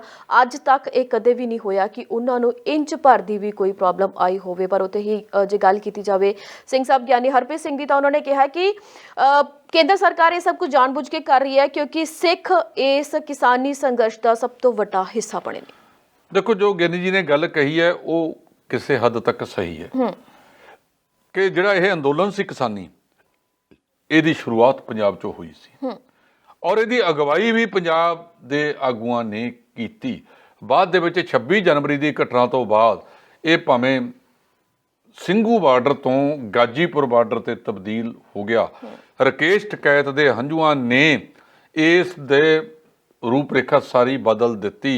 ਪਰ ਅੱਜ ਤੱਕ ਜਿੰਨੀਆਂ ਮਹਾ ਪੰਚਾਇਤਾਂ ਹੋਈਆਂ ਨੇ, ਉਹਨਾਂ ਮਹਾ ਪੰਚਾਇਤਾਂ ਦੇ ਵਿੱਚ ਨਵਦੀਪ ਉਹਨੇ ਬਾਰ-ਬਾਰ ਕਿਹਾ ਕਿ ਸਾਡੇ ਮੰਚ ਵੀ ਉਹੀ ਹੈ, ਸਾਡੇ ਪੰਚ ਵੀ ਉਹੀ ਨੇ। ਭਾਵ ਜਿਹੜੇ ਪੰਜਾਬ ਦੇ ਆਗੂ ਪਹਿਲਾਂ ਅਗਵਾਈ ਕਰਦੇ ਸੀ, ਅੱਜ ਵੀ ਉਹੀ ਕਰਨਗੇ, ਔਰ ਜਿਹੜਾ ਸਾਡਾ ਇਸ ਸੰਯੁਕਤ ਮੋਰਚੇ ਦਾ ਮੁੱਖ ਹੈੱਡਕੁਆਟਰ ਹੈ ਉਹ ਵੀ ਸਿੰਘੂ ਬਾਰਡਰ ਤੇ ਹੀ ਰਹੇਗਾ। ਉਹਨਾਂ ਨੂੰ ਸ਼ਾਇਦ ਇੱਕ ਕਿੜ ਕੱਢਣ ਵਾਸਤੇ ਇਹ ਸਟੈਪ ਲਿਆ ਗਿਆ। ਤੁਸੀਂ ਦੇਖਿਆ ਹੋਣਾ ਪਰਸੋਂ ਜਦੋਂ ਉਧਰਲੇ ਪਾਸੇ ਵਾਲੇ ਜਥਾ ਰਿਸੀਵ ਕਰਨ ਵਾਸਤੇ ਜਿਹੜੇ ਸਿੱਖ ਆਗੂ ਸੀ ਪਾਕਿਸਤਾਨ ਨਾਲ ਸੰਬੰਧਿਤ, ਉਹ ਬਾਘਾ ਬਾਰਡਰ ਤੇ ਆਏ ਵੀ ਸੀ ਵੀ ਜੇ ਸ਼ਾਇਦ ਆ ਜਾਣ। ਇਹ ਜਿਹੜੀਆਂ ਕਿੜਾਂ ਸਿਆਸੀ ਰੂਪ ਦੇ ਵਿੱਚ ਕੱਢੀਆਂ ਜਾ ਰਹੀਆਂ ਨੇ, ਇਹ ਜਿੰਨੀਆਂ ਕਿੜਾਂ ਰਾਜ ਕਰਨ ਵਾਸਤੇ ਛੱਜ 'ਚ ਪਾ ਕੇ ਅਸੀਂ ਗੁਆਂਢੀ ਮੁਲਕਾਂ ਨੂੰ ਛੰਡ ਰਹੇ ਹਾਂ, ਉਦੋਂ ਬੈਟਰ ਤਰੀਕਾ ਤਾਂ ਇਹ ਨਹੀਂ ਹੈਗਾ ਕਿ ਉਹਨਾਂ ਦੇ ਨਾਲ ਚੰਗੇ ਸੰਬੰਧ ਬਣਾਏ ਜਾਣ। ਜੇ ਹੋਰਨਾਂ ਮੁਲਕਾਂ ਦੇ ਵਿੱਚ ਉਹਨਾਂ ਦੀਆਂ ਹੱਦਾਂ ਦੀਆਂ ਕੰਧਾਂ ਟੁੱਟ ਸਕਦੀਆਂ ਨੇ, ਤਾਂ ਪਾਕਿਸਤਾਨ ਤੇ ਪੰਜਾਬ ਦੇ ਵਿੱਚ, ਭਾਰਤ ਦੇ ਵਿੱਚ ਕਿਹੜੀ ਐਡੀ ਵੱਡੀ ਦੀਵਾਰ ਖੜੀ ਹੋਈ ਹੈ ਕਿ ਉਹ ਟੁੱਟ ਨਹੀਂ ਸਕਦੀ। ਸਗੋਂ ਨਫ਼ਰਤ ਨੂੰ ਖਤਮ ਕਰਕੇ ਪਿਆਰ ਮੁਹੱਬਤ ਵਾਲੇ ਪਾਸੇ ਪੈਣਾ ਚਾਹੀਦਾ। ਜੋ ਜਿਹੜਾ ਖਰਚਾ ਅਸੀਂ ਅੱਜ ਡਿਫੈਂਸ ਤੇ ਕਰ ਰਹੇ ਹਾਂ, ਇੰਨਾ ਖਰਚਾ ਇਸ ਦੇਸ਼ ਦੇ ਵਿਕਾਸ ਤੇ ਹੋ ਗਿਆ ਹੁੰਦਾ। ਜਿਹੜੇ ਬੱਚੇ ਸਾਡੇ ਵਿਦੇਸ਼ਾਂ ਦੇ ਵਿੱਚ ਪੜ੍ਹਾਈਆਂ ਵਾਸਤੇ ਜਾ ਰਹੇ ਨੇ, ਰੁਜ਼ਗਾਰ ਉਹਨਾਂ ਨੂੰ ਨਹੀਂ ਮਿਲ ਰਹੇ, ਉਹ ਪਾਸੇ ਵੱਲ ਤੋਰਿਆ ਹੁੰਦਾ। ਉਹ ਤਾਂ ਅਸੀਂ 1% ਵੀ ਨਹੀਂ ਸੋਚ ਰਹੇ। ਇੱਥੇ ਸਿਰਫ ਤੇ ਸਿਰਫ ਧਰਮਾਂ ਤੇ ਜਾਤਾਂ ਦੇ ਨਾਂ ਤੇ ਲੋਕਾਂ ਨੂੰ ਲੜਾਇਆ ਜਾ ਰਿਹਾ ਹੈ। ਔਰ ਲੋਕਾਂ ਨੂੰ ਸਮਝਣ ਦੀ ਜ਼ਰੂਰਤ ਹੈ ਕਿ ਇਹ ਲੋਕ ਆਪਣੀਆਂ ਸਿਆਸੀ ਪਾਰੀਆਂ ਖੇਡਣ ਵਾਸਤੇ ਸਾਡੇ ਨੂੰ ਵਾਰ-ਵਾਰ ਲੜਾ ਰਹੇ ਨੇ। ਜੀ ਬਿਲਕੁਲ। ਤੇ ਗੱਲ ਕਰੀ ਜਾਵੇ ਤਾਂ 26 ਜਨਵਰੀ ਦੀ ਹਿੰਸਾ ਦੇ ਮਾਮਲੇ ਤਾਂ ਜਿੱਥੇ ਹੀ ਦੀਪ ਸਿੱਧੂ ਨੂੰ, ਲੱਖਾ ਸਿੰਧਾਣਾ ਨੂੰ ਟਾਰਗੇਟ ਕੀਤਾ ਗਿਆ, ਉਹਨਾਂ ਤੋਂ ਬਹੁਤ ਸਾਰੀਆਂ ਪੁੱਛ ਪੜਤਾਲ ਦੀਆਂ ਗੱਲਾਂ ਕੀਤੀਆਂ ਜਾ ਰਹੀਆਂ ਨੇ। ਉੱਥੇ ਹੀ ਗੱਲ ਕਰੀਏ ਤਾਂ ਫੇਸਬੁੱਕ ਜਾਂ ਸੋਸ਼ਲ ਮੀਡੀਆ ਦੇ ਹੋਰ ਅਕਾਊਂਟ ਨੇ ਜਿਹੜੇ ਉਹ ਲਗਾਤਾਰ ਫਰੋਲੇ ਜਾ ਰਹੇ ਨੇ। ਕਈ ਤਸਵੀਰਾਂ ਦਿੱਲੀ ਪੁਲਿਸ ਵੱਲੋਂ ਜਾਰੀ ਕੀਤੀਆਂ ਗਈਆਂ ਨੇ, ਜਿਹਦੇ ਵਿੱਚ ਖਾਸ ਗੱਲ ਕੀਤੀ ਜਾਵੇ ਕਿ ਕਿਸਾਨ ਆਗੂ ਜਿਹੜੇ ਰੁਲਦੂ ਸਿੰਘ ਨੇ ਜਾਂ ਸਤਨਾਮ ਸਿੰਘ ਪੰਨੂ ਨੇ, ਤੇ ਇਹਨਾਂ ਦੇ ਨਾਲ ਹੀ ਗਾਇਕ ਇੰਦਰਜੀਤ ਨਿੱਕੂ ਦੀ ਗੱਲ ਕੀਤੀ ਜਾਵੇ ਤਾਂ ਇਹਨਾਂ ਤਿੰਨਾਂ ਦੀਆਂ ਤਸਵੀਰਾਂ ਵੀ ਜਾਰੀ ਕੀਤੀਆਂ ਗਈਆਂ ਨੇ ਕਿ ਇਹ ਵੀ ਉਸ ਹਿੰਸਾ ਵਾਲੇ ਥਾਂ ਤੇ ਸਨ। ਤੇ ਇਹ ਸਾਹਮਣੇ ਗੱਲ ਆਈ ਹੈ ਕਿ ਰੁਲਦੂ ਸਿੰਘ ਤੇ ਇੰਦਰਜੀਤ ਨਿੱਕੂ ਨੇ ਇਹ ਗੱਲ ਕਹੀ ਹੈ ਕਿ ਅਸੀਂ ਆਪਣੀਆਂ ਤਸਵੀਰਾਂ ਨੂੰ ਦੇਖ ਕੇ ਬੜੇ ਹੈਰਾਨ ਹੋਏ ਕਿ ਅਸੀਂ ਉਹ ਪਾਸੇ ਗਏ ਹੀ ਨਹੀਂ, ਤਾਂ ਸਾਡੀਆਂ ਤਸਵੀਰਾਂ ਦਿੱਲੀ ਪੁਲਿਸ ਵੱਲੋਂ ਕਿੱਦਾਂ ਜਾਰੀ ਕਰ ਦਿੱਤੀਆਂ ਗਈਆਂ। ਨਵਦੀਪ ਜੀ, ਕੁਝ ਦਿਨ ਪਹਿਲਾਂ ਕੁਝ ਬੱਚੇ ਜਿਹੜੇ ਨੌਜਵਾਨ ਨੇ ਉਹ ਰਿਹਾ ਹੋ ਕੇ ਆਏ ਨੇ। ਉਹ ਕਹਿੰਦੇ ਵੀ ਅਸੀਂ ਤਾਂ ਪੁਲਿਸ ਨੂੰ ਸਿਰਫ ਇਹ ਪੁੱਛਿਆ ਸੀ ਕਿ ਬਾਰਡਰ ਨੂੰ ਰਸਤਾ ਕਿਹੜਾ ਜਾਂਦਾ ਹੈਗਾ, ਸਾਨੂੰ ਫੜ ਕੇ ਅੰਦਰ ਕਰਤਾ। ਹੁਣ ਜੇ ਕੋਈ ਕਿਸਾਨ ਨੂੰ ਨੋਟਿਸ ਆਉਂਦਾ ਹੈ, ਉਹ ਨੋਟਿਸ ਦਾ ਜਵਾਬ ਦੇਣ ਵਾਸਤੇ ਜਾਂਦਾ, ਉਹਨੂੰ ਫੜ ਕੇ ਬਿਠਾ ਲਿਆ ਜਾਂਦਾ, ਜੇਲ੍ਹ ਭੇਜ ਦਿੱਤਾ ਜਾਂਦਾ ਹੈਗਾ।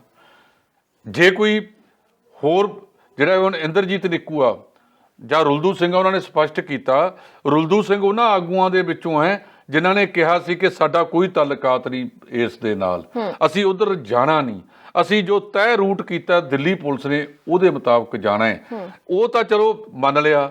ਜਿਹੜੇ ਦੋ ਫੌਜੀ ਜੀਤ ਸਿੰਘ ਤੇ ਇੱਕ ਉਹਨਾਂ ਦੇ ਨਾਲ ਹੋਰ ਸੀਗੇ, ਉਹ ਜਿਨ੍ਹਾਂ ਨੂੰ ਉਥੋਂ ਜਿਹੜਾ ਨਿਰੰਕਾਰੀ ਬਰਾਰੀ ਦਾ ਮੈਦਾਨ ਹੈ ਉਥੋਂ ਲੰਗਰ ਛਕਦਿਆਂ ਨੂੰ ਚੱਕ ਕੇ ਲੈ ਗਏ ਸੀ, ਉਹ 80 ਸਾਲ ਦੇ ਬਜ਼ੁਰਗਾਂ ਤੇ ਤਸ਼ੱਦਦ ਕੀਤਾ।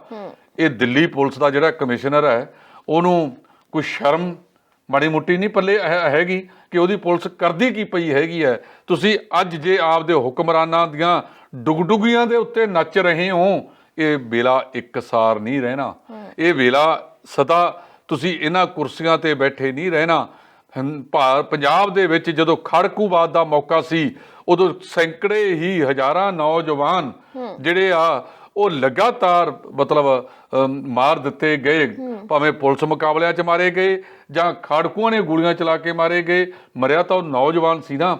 ਜਿਹੜੇ ਲੋਕ ਉਹਨਾਂ ਦੇ ਲਈ ਜ਼ਿੰਮੇਵਾਰ ਸਨ ਨਾ ਨਵਦੀਪ, ਉਹਨਾਂ ਲੋਕਾਂ ਨੂੰ ਮਤਲਬ ਨੀਂਦ ਨਹੀਂ ਆਉਂਦੀ ਅੱਜ, ਜਿਨ੍ਹਾਂ ਨੇ ਉਹ ਜਦੋਂ ਬਾਅਦ ਦੇ ਵਿੱਚ ਪਤਾ ਲੱਗਦਾ ਉਦੋਂ ਬੰਦਾ ਕਰ ਲੈਂਦਾ ਕਿ ਮੇਰੇ ਮੋਢੇ ਤੇ 3 ਦੀ ਬਜਾਏ 2 ਦੀ ਬਜਾਏ ਤੀਜਾ ਤਾਰਾ ਲੱਗ ਜੇ, ਜਾਂ ਤੀਜੇ ਤਾਰੇ ਦੇ ਨਾਲ ਕਾਲੀ ਡੋਰੀ ਪੈ ਜੇ, ਫਿਰ ਸ਼ੇਰ ਲੱਗ ਜੇ। ਉਹਨਾਂ ਲੋਕਾਂ ਨੂੰ ਨੀਂਦ ਨਹੀਂ ਆਉਂਦੀਆਂ ਹੈਗੀਆਂ। ਸੋ ਦਿੱਲੀ ਪੁਲਿਸ ਵਾਲਿਆਂ ਨੂੰ ਇਹ ਕੁਝ ਸੋਚਣਾ ਚਾਹੀਦਾ ਹੈ ਕਿ ਹੁਕਮਰਾਨਾਂ ਦੇ ਉੱਤੇ ਨਾ ਨੱਚੋ, ਜੋ ਅਸਲੀਅਤ ਹੈ ਉਹ ਦੱਸੋ। ਨਿੱਕੂ ਨੇ ਕਿਹਾ ਕਿ ਮੈਂ ਤਾਂ ਉੱਥੇ ਗਿਆ ਵੀ ਨਹੀਂ। ਇਹ ਪਤਾ ਨਹੀਂ ਕਿਹੜੀ ਲੈਬ ਦੇ ਵਿੱਚੋਂ ਪ੍ਰਯੋਗਸ਼ਾਲਾ ਕਰਾਉਂਦੇ ਫਿਰਦੇ ਨੇ। ਜੇ ਨਿੱਕੂ ਦਾ ਮੋਬਾਈਲ ਫੋਨ ਹੋਵੇਗਾ, ਉਹ ਮੋਬਾਈਲ ਫੋਨ ਦੀਆਂ ਜੇ ਲੋਕੇਸ਼ਨਾਂ ਕਢਾ ਲਵੋਂ ਤਾਂ ਤੁਹਾਨੂੰ ਪਤਾ ਲੱਗ ਜਾਏਗਾ ਕਿ ਨਿੱਕੂ ਉੱਥੇ ਗਿਆ ਸੀ ਕਿ ਨਹੀਂ ਗਿਆ ਸੀ। ਸੋ ਇਹ ਜਿਹੜਾ ਕੁਝ ਕੀਤਾ ਜਾ ਰਿਹਾ ਹੈ, ਇਹ ਗਲਤ ਪਾਸੇ ਵੱਲ ਨੂੰ ਦਿੱਲੀ ਦੀ ਪੁਲਿਸ ਪਈ ਹੋਈ ਹੈ ਤੇ ਹੁਕਮਰਾਨ ਉਸ ਤੋਂ ਕਰਾ ਰਹੇ ਨੇ। ਬਿਹਤਰ ਇਹ ਨਹੀਂ ਹੈ ਕਿ ਇਸ ਮਾਮਲੇ ਦੇ ਵਿੱਚ ਕੋਈ ਹੱਦਾਂ ਬੰਨੇ ਰੱਖੇ ਜਾਣ, ਔਰ ਕੱਲ੍ਹ ਨੂੰ ਜਦੋਂ ਸਮਝੌਤੇ ਹੋਣੇ ਨੇ ਉਦੋਂ ਫਿਰ ਸ਼ਰਮਾਉਣਾ ਨਾ ਪਵੇ। ਕੇਸ ਵਾਪਸ ਲੈਣੇ ਨੇ। ਜਦੋਂ ਵੀ ਇਸ ਤਰ੍ਹਾਂ ਦੇ ਅੰਦੋਲਨ ਚੱਲਦੇ ਹੁੰਦੇ ਨੇ, ਜਦੋਂ ਸਮਝੌਤੇ ਹੁੰਦੇ ਨੇ, ਤਾਂ ਉਹ ਜਿਹੜੇ ਕੇਸ ਵਗੈਰਾ ਹੁੰਦੇ ਨੇ ਉਹ ਅਕਸਰ ਵਾਪਸ ਲੈ ਲਏ ਜਾਂਦੇ ਨੇ। ਸੋ ਦਿੱਲੀ ਪੁਲਿਸ ਦੇ ਅਧਿਕਾਰੀਆਂ ਨੂੰ ਇੱਕ ਕਠਪੁਤਲੀ ਵਾਂਗ ਕੰਮ ਨਹੀਂ ਕਰਨਾ ਚਾਹੀਦਾ, ਕੁਝ ਦਿਮਾਗ ਤੋਂ ਕੰਮ ਲੈਣਾ ਚਾਹੀਦਾ। ਉਹ ਮੈਨੂੰ ਐਂ ਤਾਂ ਦੱਸਿਆ ਜਾਵੇ ਕਿ ਜਿਹੜੇ ਉੱਥੇ ਗਏ ਸੀ, ਠੀਕ ਹੈ, ਵਰਗਲਾ ਕੇ ਇੱਕ ਸਕ੍ਰਿਪਟ ਜਿਹੜੀ ਲਿਖੀ ਗਈ ਸੀ ਇੱਕ ਕੌਮ ਨੂੰ ਬਦਨਾਮ ਕਰਨ ਵਾਸਤੇ, ਉਹਦੇ ਤੋਂ ਸਾਰਾ ਭਾਂਡਾ ਫੁੱਟ ਗਿਆ ਚੁਰਾਹੇ ਦੇ ਵਿੱਚ। ਉਹ ਬੱਚੇ ਵਰਗਲਾ ਕੇ ਉਸ ਪਾਸੇ ਚਲੇ ਗਏ। ਉਹਨਾਂ ਨੂੰ ਨੌਜਵਾਨਤਾ ਦੀ ਉਮਰ ਹੈਗੀ ਹੈ, ਉਹਨਾਂ ਨੇ ਅੱਗੇ ਕਾਰੋਬਾਰ ਵੀ ਕਰਦੇ ਨੇ, ਕਿਸੇ ਨੇ ਪੜ੍ਹ ਲਿਖ ਕੇ ਨੌਕਰੀਆਂ ਦੇ ਵਿੱਚ ਵੀ ਜਾਣਾ ਹੈ। ਇਹਨਾਂ ਤੋਂ ਗਰੇਜ ਕਰਨਾ ਚਾਹੀਦਾ ਹੈ ਔਰ ਕੋਈ ਅਜਿਹਾ ਕੰਮ ਕਰਨਾ ਚਾਹੀਦਾ ਹੈ ਜਿਹਦੇ ਨਾਲ ਇਹ ਜਿਹੜਾ ਸੰਘਰਸ਼ ਹੈ ਉਹ ਖਤਮ ਹੋ ਜਾਵੇ। ਜੀ ਬਿਲਕੁਲ, ਤੇ ਇਸੇ ਤਰੀਕੇ ਨਾਲ ਹੀ ਇਸੇ ਸੰਘਰਸ਼ ਦੇ ਨਾਲ ਰਿਲੇਟਡ ਇੱਕ ਹੋਰ ਖਬਰ ਹੈ ਕਿ ਕਈ ਰਾਜਾਂ ਦੇ ਵਿੱਚ ਮਹਾ ਪੰਚਾਇਤਾਂ ਬੁਲਾਈਆਂ ਗਈਆਂ। ਜੇ ਪੰਜਾਬ ਦੀ ਗੱਲ ਕੀਤੀ ਜਾਵੇ ਤਾਂ ਪੰਜਾਬ ਦੀਆਂ 32 ਜਥੇਬੰਦੀਆਂ ਵੱਲੋਂ ਇਹਨਾਂ ਦਾ ਵਿਰੋਧ ਕੀਤਾ ਜਾ ਰਿਹਾ। ਉਹਨਾਂ ਵੱਲੋਂ ਕਿਹਾ ਜਾ ਰਿਹਾ ਹੈ ਕਿ ਇਹ ਮਹਾ ਪੰਚਾਇਤ ਹੈ ਜਿਹੜੀ ਉਹ ਨਾ ਬੁਲਾਈ ਜਾਵੇ ਕਿਉਂਕਿ ਇਸ ਦੇ ਨਾਲ ਦਿੱਲੀ ਦੇ ਸੰਘਰਸ਼ ਦੇ ਵਿੱਚ ਦਿੱਕਤ ਆਉਂਦੀ ਹੈ। ਬਿਲਕੁਲ ਠੀਕ ਹੈ। ਜਿਹੜੀਆਂ 32 ਪੰਜਾਬ ਦੀਆਂ ਕਿਸਾਨ ਜਥੇਬੰਦੀਆਂ ਨੇ ਉਹਨਾਂ ਦੀ ਇੱਕ ਸਾਂਝੀ ਜਿਹੜੀ ਹੈਗੀ ਹੈ ਉਹ ਕਮੇਟੀ ਨੇ ਇਹ ਕਿਹਾ ਕਿ ਜੇ ਆਪਾਂ ਮਹਾ ਪੰਚਾਇਤਾਂ ਬੁਲਾਉਂਦੇ ਆ ਨਾ ਤਾਂ ਦਿੱਲੀ ਵੱਲ ਤੋਂ ਧਿਆਨ ਘਟਦਾ ਹੈਗਾ। ਦੋਨੇ ਗੱਲਾਂ ਨੇ। ਇਹ ਜ਼ਿਆਦਾ ਤਾਂ ਕਿਸਾਨ ਆਗੂ ਪਤਾ ਨਹੀਂ ਉਹਨਾਂ ਨੇ ਕਿਸ ਸੰਦਰਭ ਦੇ ਵਿੱਚ ਗੱਲ ਲਈ ਹੈ। ਜੇ ਮਹਾ ਪੰਚਾਇਤਾਂ ਹੋ ਰਹੀਆਂ ਨੇ ਔਰ ਮਹਾ ਪੰਚਾਇਤਾਂ ਦੇ ਵਿੱਚ ਵੱਡੀ ਪੱਧਰ ਤੇ ਭੀੜਾਂ ਜੁੜ ਰਹੀਆਂ ਨੇ ਤਾਂ ਉਸ ਤੋਂ ਸਰਕਾਰ ਨੂੰ ਕੰਬਣੀ ਵੀ ਲੱਗੀ ਹੋਈ ਹੈ। ਖਾਸ ਕਰ ਜੇ ਇਹ ਮਹਾ ਪੰਚਾਇਤਾਂ 5-4 ਪੱਛਮੀ ਬੰਗਾਲ 'ਚ ਹੋ ਗਈਆਂ ਤਾਂ ਤੁਸੀਂ ਦੇਖਿਓ ਇਸੇ ਤਰ੍ਹਾਂ ਯੂਪੀ 'ਚ ਜਿਵੇਂ ਹੋ ਰਹੀਆਂ ਨੇ, ਯੂਪੀ ਦੇ ਵਿੱਚ ਪੰਚਾਇਤ ਚੋਣਾਂ ਆ ਰਹੀਆਂ ਨੇ ਤਾਂ ਇਹ ਜਿਹੜਾ ਜੋਗੀ ਆਦਿੱਤਿਆ ਨਾਥ ਆਪਦੇ ਆਪ ਨੂੰ ਵੱਡਾ ਜੋਗੀ ਬਣਿਆ ਫਿਰਦਾ ਹੈ ਨਾ, ਉਹਨੂੰ ਪਤਾ ਲੱਗ ਜਾਵੇਗਾ। ਅੱਜ ਮਹਾ ਪੰਚਾਇਤ 20 ਤਰੀਕ ਹੈ ਕਹਿੰਦੇ ਵੀ ਚੰਡੀਗੜ੍ਹ ਦੇ ਵਿੱਚ ਵੀ ਰੱਖੀ ਗਈ ਹੈ, 25 ਸੈਕਟਰ ਦੇ ਵਿੱਚ ਹੋਣੀ ਹੈ। ਸੋ ਦੋਨੇ ਗੱਲਾਂ ਨੇ। ਇਹ ਕਿਸਾਨ ਆਗੂ ਇਹਦੇ ਵਿੱਚ ਜ਼ਿਆਦਾ ਦੱਸ ਸਕਦੇ ਹੈ। ਉਹਨਾਂ ਦਾ ਤਰਕ ਇੱਕੋ ਹੀ ਹੈ ਕਿ ਜਿਹੜਾ ਦਿੱਲੀ ਦੇ ਲਾਗੇ ਅੰਦੋਲਨ ਚੱਲ ਰਿਹਾ ਹੈ ਉਹਦੇ 'ਚ ਭੀੜ ਘਟੇ ਨਾ, ਪਰ ਜਿਵੇਂ ਜਿਵੇਂ ਮਹਾ ਪੰਚਾਇਤਾਂ ਹਰ ਰਾਜ ਦੇ ਵਿੱਚ ਹੋ ਰਹੀਆਂ ਨੇ ਔਰ ਕਿਸਾਨਾਂ ਦੇ ਨਾਲ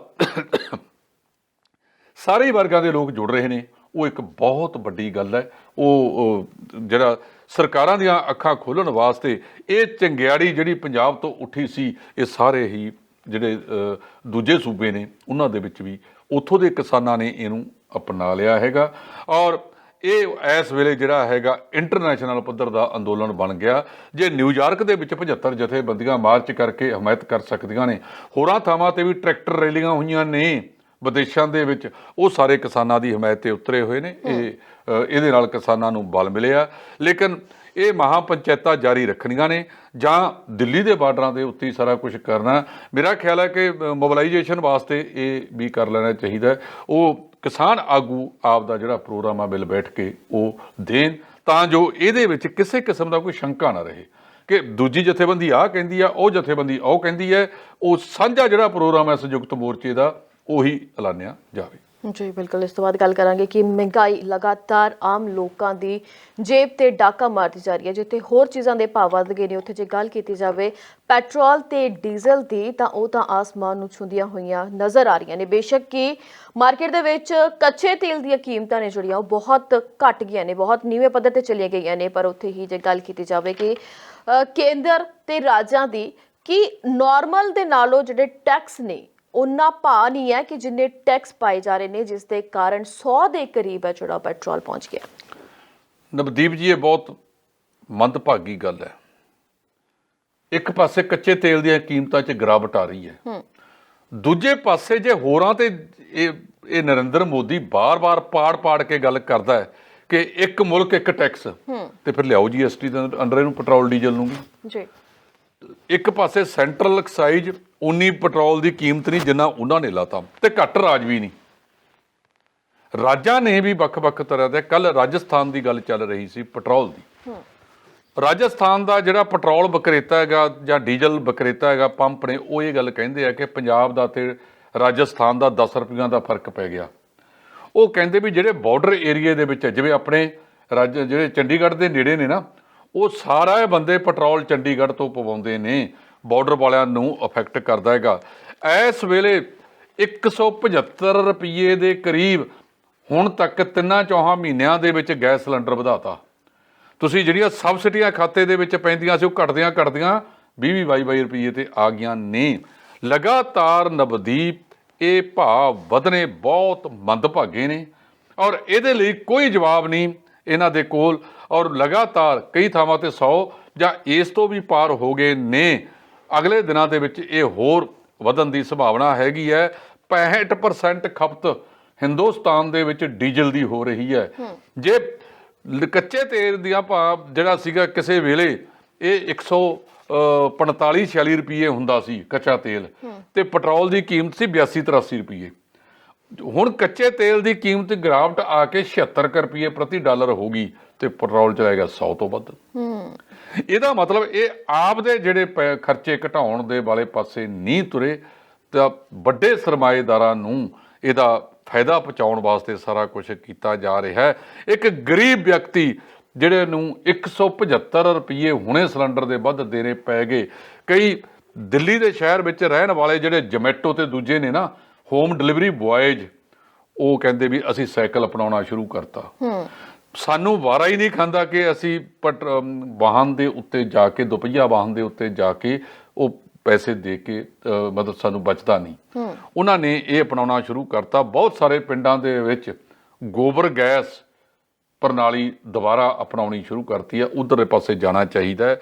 ਜਿਹੜੇ ਸੌਰ ਊਰਜਾ ਦੇ ਪ੍ਰੋਜੈਕਟ ਨੇ ਇਹਨਾਂ ਨੂੰ ਵਧਾਉਣਾ ਚਾਹੀਦਾ ਹੈ, ਇਹਨਾਂ ਵੱਲ ਜਾਣਾ ਚਾਹੀਦਾ ਹੈ। ਜਿਹੜਾ ਸੌਰ ਊਰਜਾ ਕੁੱਕਰ ਪਿਆ, ਜੇ ਤੁਸੀਂ ਉਹ ਕੁੱਕਰ ਦੇ ਵਿੱਚ ਸ਼ਾਮ ਨੂੰ ਦਾਲ ਖਾਣੀ ਆ, ਦੁਪਹਿਰੇ ਧੁੱਪੇ ਰੱਖਦੇ ਹੋ, ਉਹਨੇ ਹੋ ਜਾਣਾ ਹੈ। ਸੋ ਉਹਨੂੰ ਅਪਣਾਉਣ ਵਾਲੇ ਪਾਸੇ ਲੋਕ ਜਾ ਰਹੇ ਨੇ।